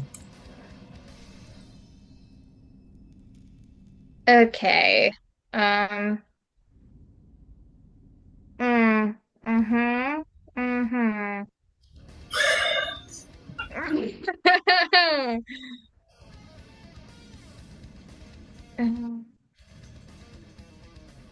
Okay, we're gonna activate my Draconic Flight. Big blue wings fire forth from your back. Yeah, we're gonna get up to the bone thing that has Kiro. Okay. 10 feet gets you in the range. Or you have a 10-foot range with your fists, right? Well, I was looking, and apparently it has a 15-foot reach next to my unarmored strike. Does it? That's pretty far, dude. You wouldn't have to fly to punch it then. I think that's Or sorry, I should be using more exact measurements. Yeah, I'd say you just have to ascend 5 feet. You can 15-foot whip them. I don't. That's what it says next to that. No, you can stay limited. What does the feature say? Just like the specific feature. No, if it says it on video, I trust it. It says like underneath actions, and then there's unarmored strike, and then it just says range 15 feet. That I might have to activate the elemental attunement, but I'm fine doing that. Let's see here. Elemental attunement. Give following benefits. Your reach increases by 10 to 15. Yeah, so if you want to activate your elemental attunement, you could reach from the ground. I'd like to do thunder. All right. But I still want to fly. Okay, sure. Bonus act. So, yeah, free to activate elemental attunement. Bonus action, you're flying. You want to punch? No. I want to cure wounds. Oh, okay. Cure. Got it. So you'll fly into 5 feet to stick your hand inside of it and heal, Kira. That's a friend right there. First level, but yeah, we're gonna still helpful.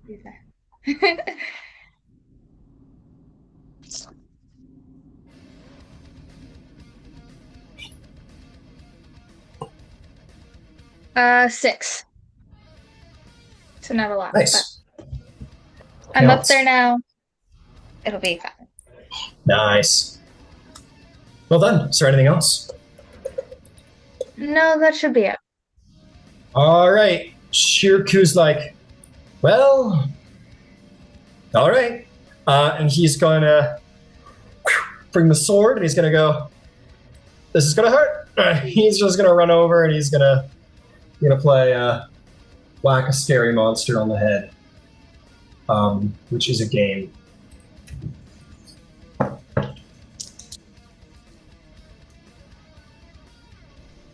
Oh, come on, man.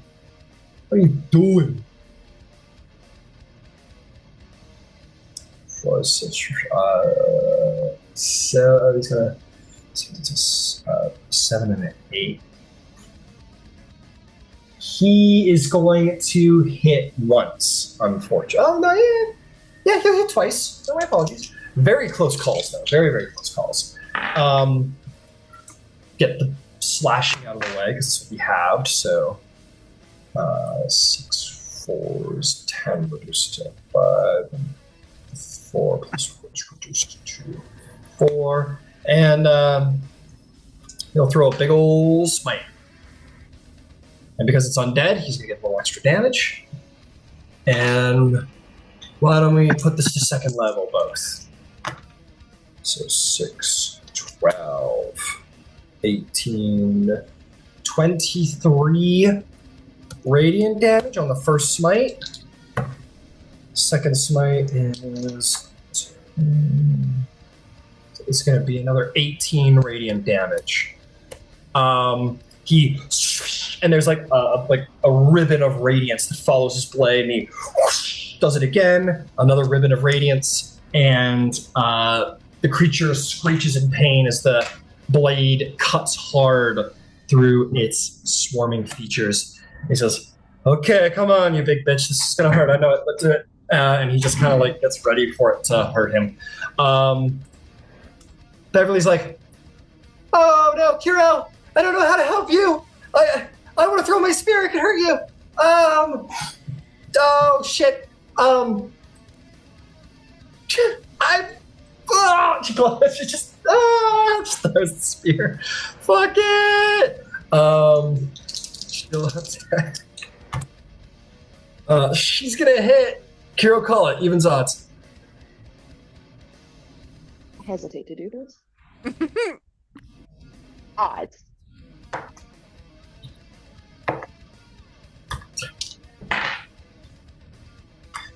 You take Oh no. you take 6 damage. As it just like loosens itself and just like stabs into your upper thigh. And she's like, "I knew I should. Oh, I'm so sorry. I know I shouldn't have done it. I'm so sorry." She's like, And the tail one's not dead. It's fine. Honey, I just healed that. Maybe you focus on a different one. "Okay, I'm sorry. And she'll Zorman Vor's like, "Fear not, Kiro. I have a plan. It might just work. Okay, this is going to hurt, but it will help, I promise." And he's going to specifically aim at you with his briar vine. A spiritual vine will come out of his hand. He'll attack you. He has advantage. It's going to be 22 to hit you, Kiro. Yeah, that hits. You're going to take 7 points of piercing damage. And this is so stupid. And 8 points of poison damage as it like stabs through your other thigh, and you can feel like the poison like thump through your leg as it like burns and bumps. But then he goes, I know, but this is the good part. And the thing retracts into his all like back to him, and you're like, huh! And you're pulled out of the restraint. He goes, "Ha! I did it!" And you're gonna fall. Make me an athletics or acrobatics check.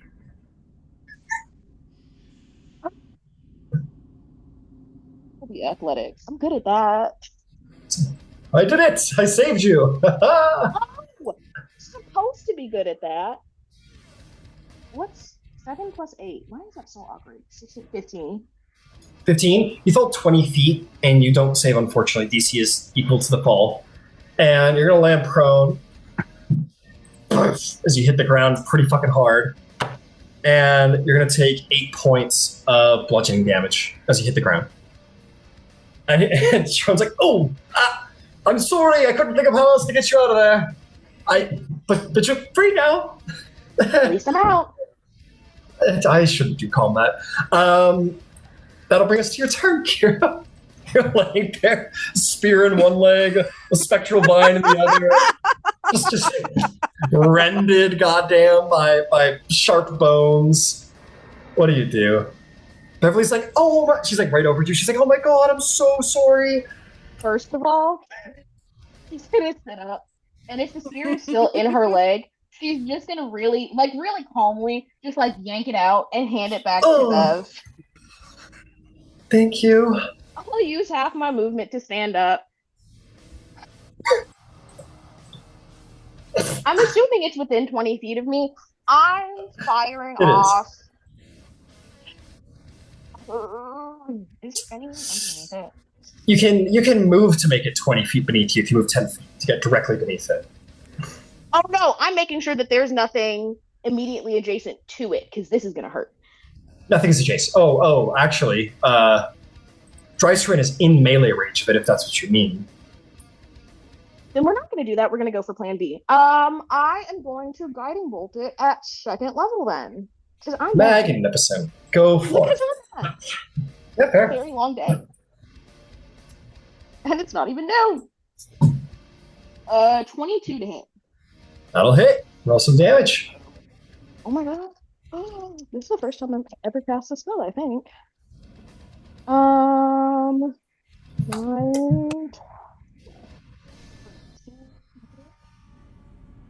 13 plus 6 is 19? 19 damage. Very good. And it is a glow, easier to hit for next time. You're beginning. Its size is beginning to reduce. It looks to be getting close to about half its original volume as you're chipping away at all the different bones. Is there anything else you'd like to do? Anything that I can? Well, I don't think. Oh no, I know what else I'm gonna do. I am going to use one of my second wins to give myself back a couple hit points, because these things aren't dead yet, and I have trust issues. That's fair. All right, is that your turn? Yeah. Beautiful. Tormada, give me that damage.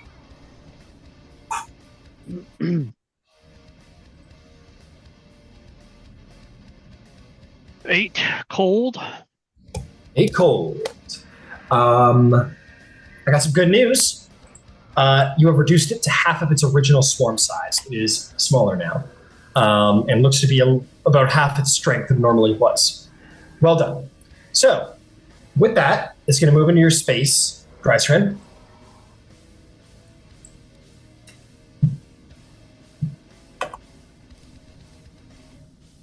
And it is going to make a couple swirling bone attacks. It does not hold on or grab onto you, as it doesn't seem to have... it's just not quite ready to do that, but it will attack you twice. How is a 26 and a 28? Rude. That's what it is rude. Fair enough. You are going to take, between the two attacks, in piercing damage, it's just the sharp bones just like stab into you like nails. You're going to take 36 points of piercing damage. See, these guys are pretty easy to use, you know what I mean? This one's going to move over to you, Yvain. Move into your space. That is going to be a 24 to hit. Okay.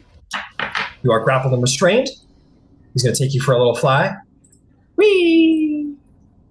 Up into the air we go. And then he's going to do some swirling bone attacks at you. That one's caught, I will be fair. You're able to, you're restrained, but you're able to get your hands up enough, you're able to protect your vitals, and it won't be able to damage you despite being restrained in its space. The other one is going to do just what Shirku ordered. Attack him. On a 27, it grabs onto him, and he is going to be hit by the swirling bones for... Where were my little D8s? Come here, D8s. He's going to take 45 points of damage. And you go, that hurt. That really fucking hurt. And it's going to fly into the air and away from... He goes, no. Please, be gentle. As blood sort of drips along the floor from his body. He's going to be like, can someone... it's fine, this is my fate. Yvain, what would you like to do? Yeah, well, the first thing I'm going to do, I suppose, is Misty Step. All right, where are you going? Just like over here, perhaps? I mean, back on the ground. Let's see. Where's the closest ground to me? Maybe near an ally. That would be the furthest you could get from it in a radius. So about Perfect. Cool. Chuku's like, maybe it's the riddle, perhaps? I don't know. Yeah, let's kill everything before we touch any more things. All right, so that was my bonus action to get there. Do any of the bones look like particularly sluggish? Yeah, the ones around Drysrinn, they're about half strength. Oh yeah. So, alrighty. Well, let us go ahead, starry wisp, as it were. So, All right. we're gonna go to hit it, and that'll be 13, 24. 24 will hit. Roll some damage. I believe there was advantage if you want to crit fish because of guiding bolt. I would love to crit fish, but that was not it. That was not the czar. So yeah, it does total of 14 damage, and there you go. Go. All right, 14 damage. Well done. Anything else? No. I think we are where we are for the moment. Understood. All right, Ember Van Zyl, you're up. Okay. How far away is Sharku? He is 70-ish feet from melee. Okay. Here is complicated. I love Move. I'm complicated. going to move 30 feet in his direction. Bonus action. I'm going to Misty Step another 30 feet in his direction. That All should right. put me within 10 feet of him. Okay. I believe that will. That At will which point, put you within 15 feet because it was 70 feet to melee, so it would be 75 feet to get to him specifically. well, I just needed to be within a 10-foot bubble because now I am going to thunderstep and take him with me, and we're going to go to the pillar that's down there, the next one, and I'm going to take him with me. Got it. So you moved 60 feet. Oh, I can't do it because I had to use Misty Step. Fuck. Yeah. You had to use Misty Step. I also don't think you're going to get close enough, unfortunately. You're like 5 feet short.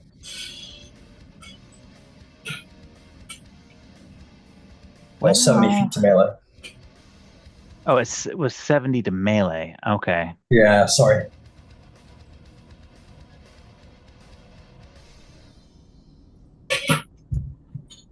Let me. It wouldn't matter because I've got to use that for that anyway. Well.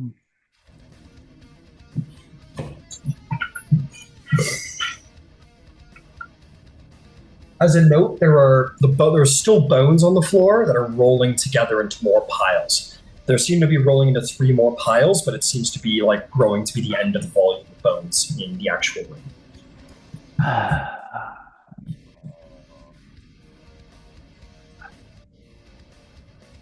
I don't have anything.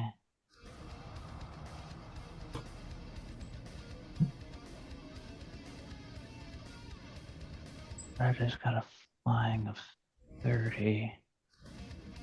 Okay. It's going to be very similar. It's going to be a double move across the room. Okay. So that'll be 60 feet coming straight across the room, headed for I've forgotten which one we're on. You're on within a layer. You're on within a layer of silver string. I dispatched my prayer. I'm headed to the spider. All right, I'll just put you back 60 to where you were, which was about here, give or take. And you can easy enough fly over for 55 feet. Okay. Well, in that case, we'll just backhand slap that. Yeah, you fool! And it definitely falls into place. The spider lights up. Okay, that's action, move, bonus action. The only one left is the bug. I will Misty Step 30 feet in that direction. Okay. Oh, so you dashed here. Okay, yeah, you 30 feet in that direction. Beautiful. Move it quick. All right. That'll do, I believe. And I will yell, hit the frickin' bug. All right. Tormada, you're up to bat.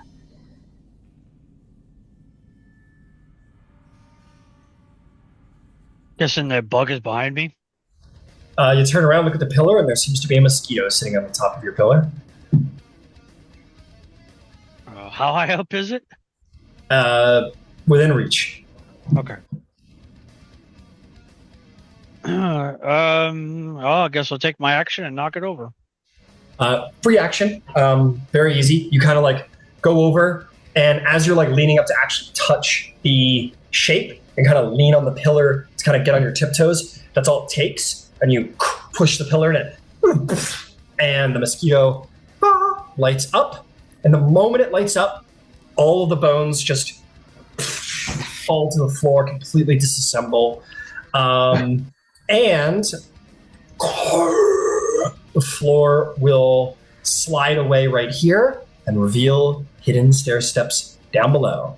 You have solved the riddle and avoided any more, fractures, any more bones. And with that, we'll end the session. Good job, team.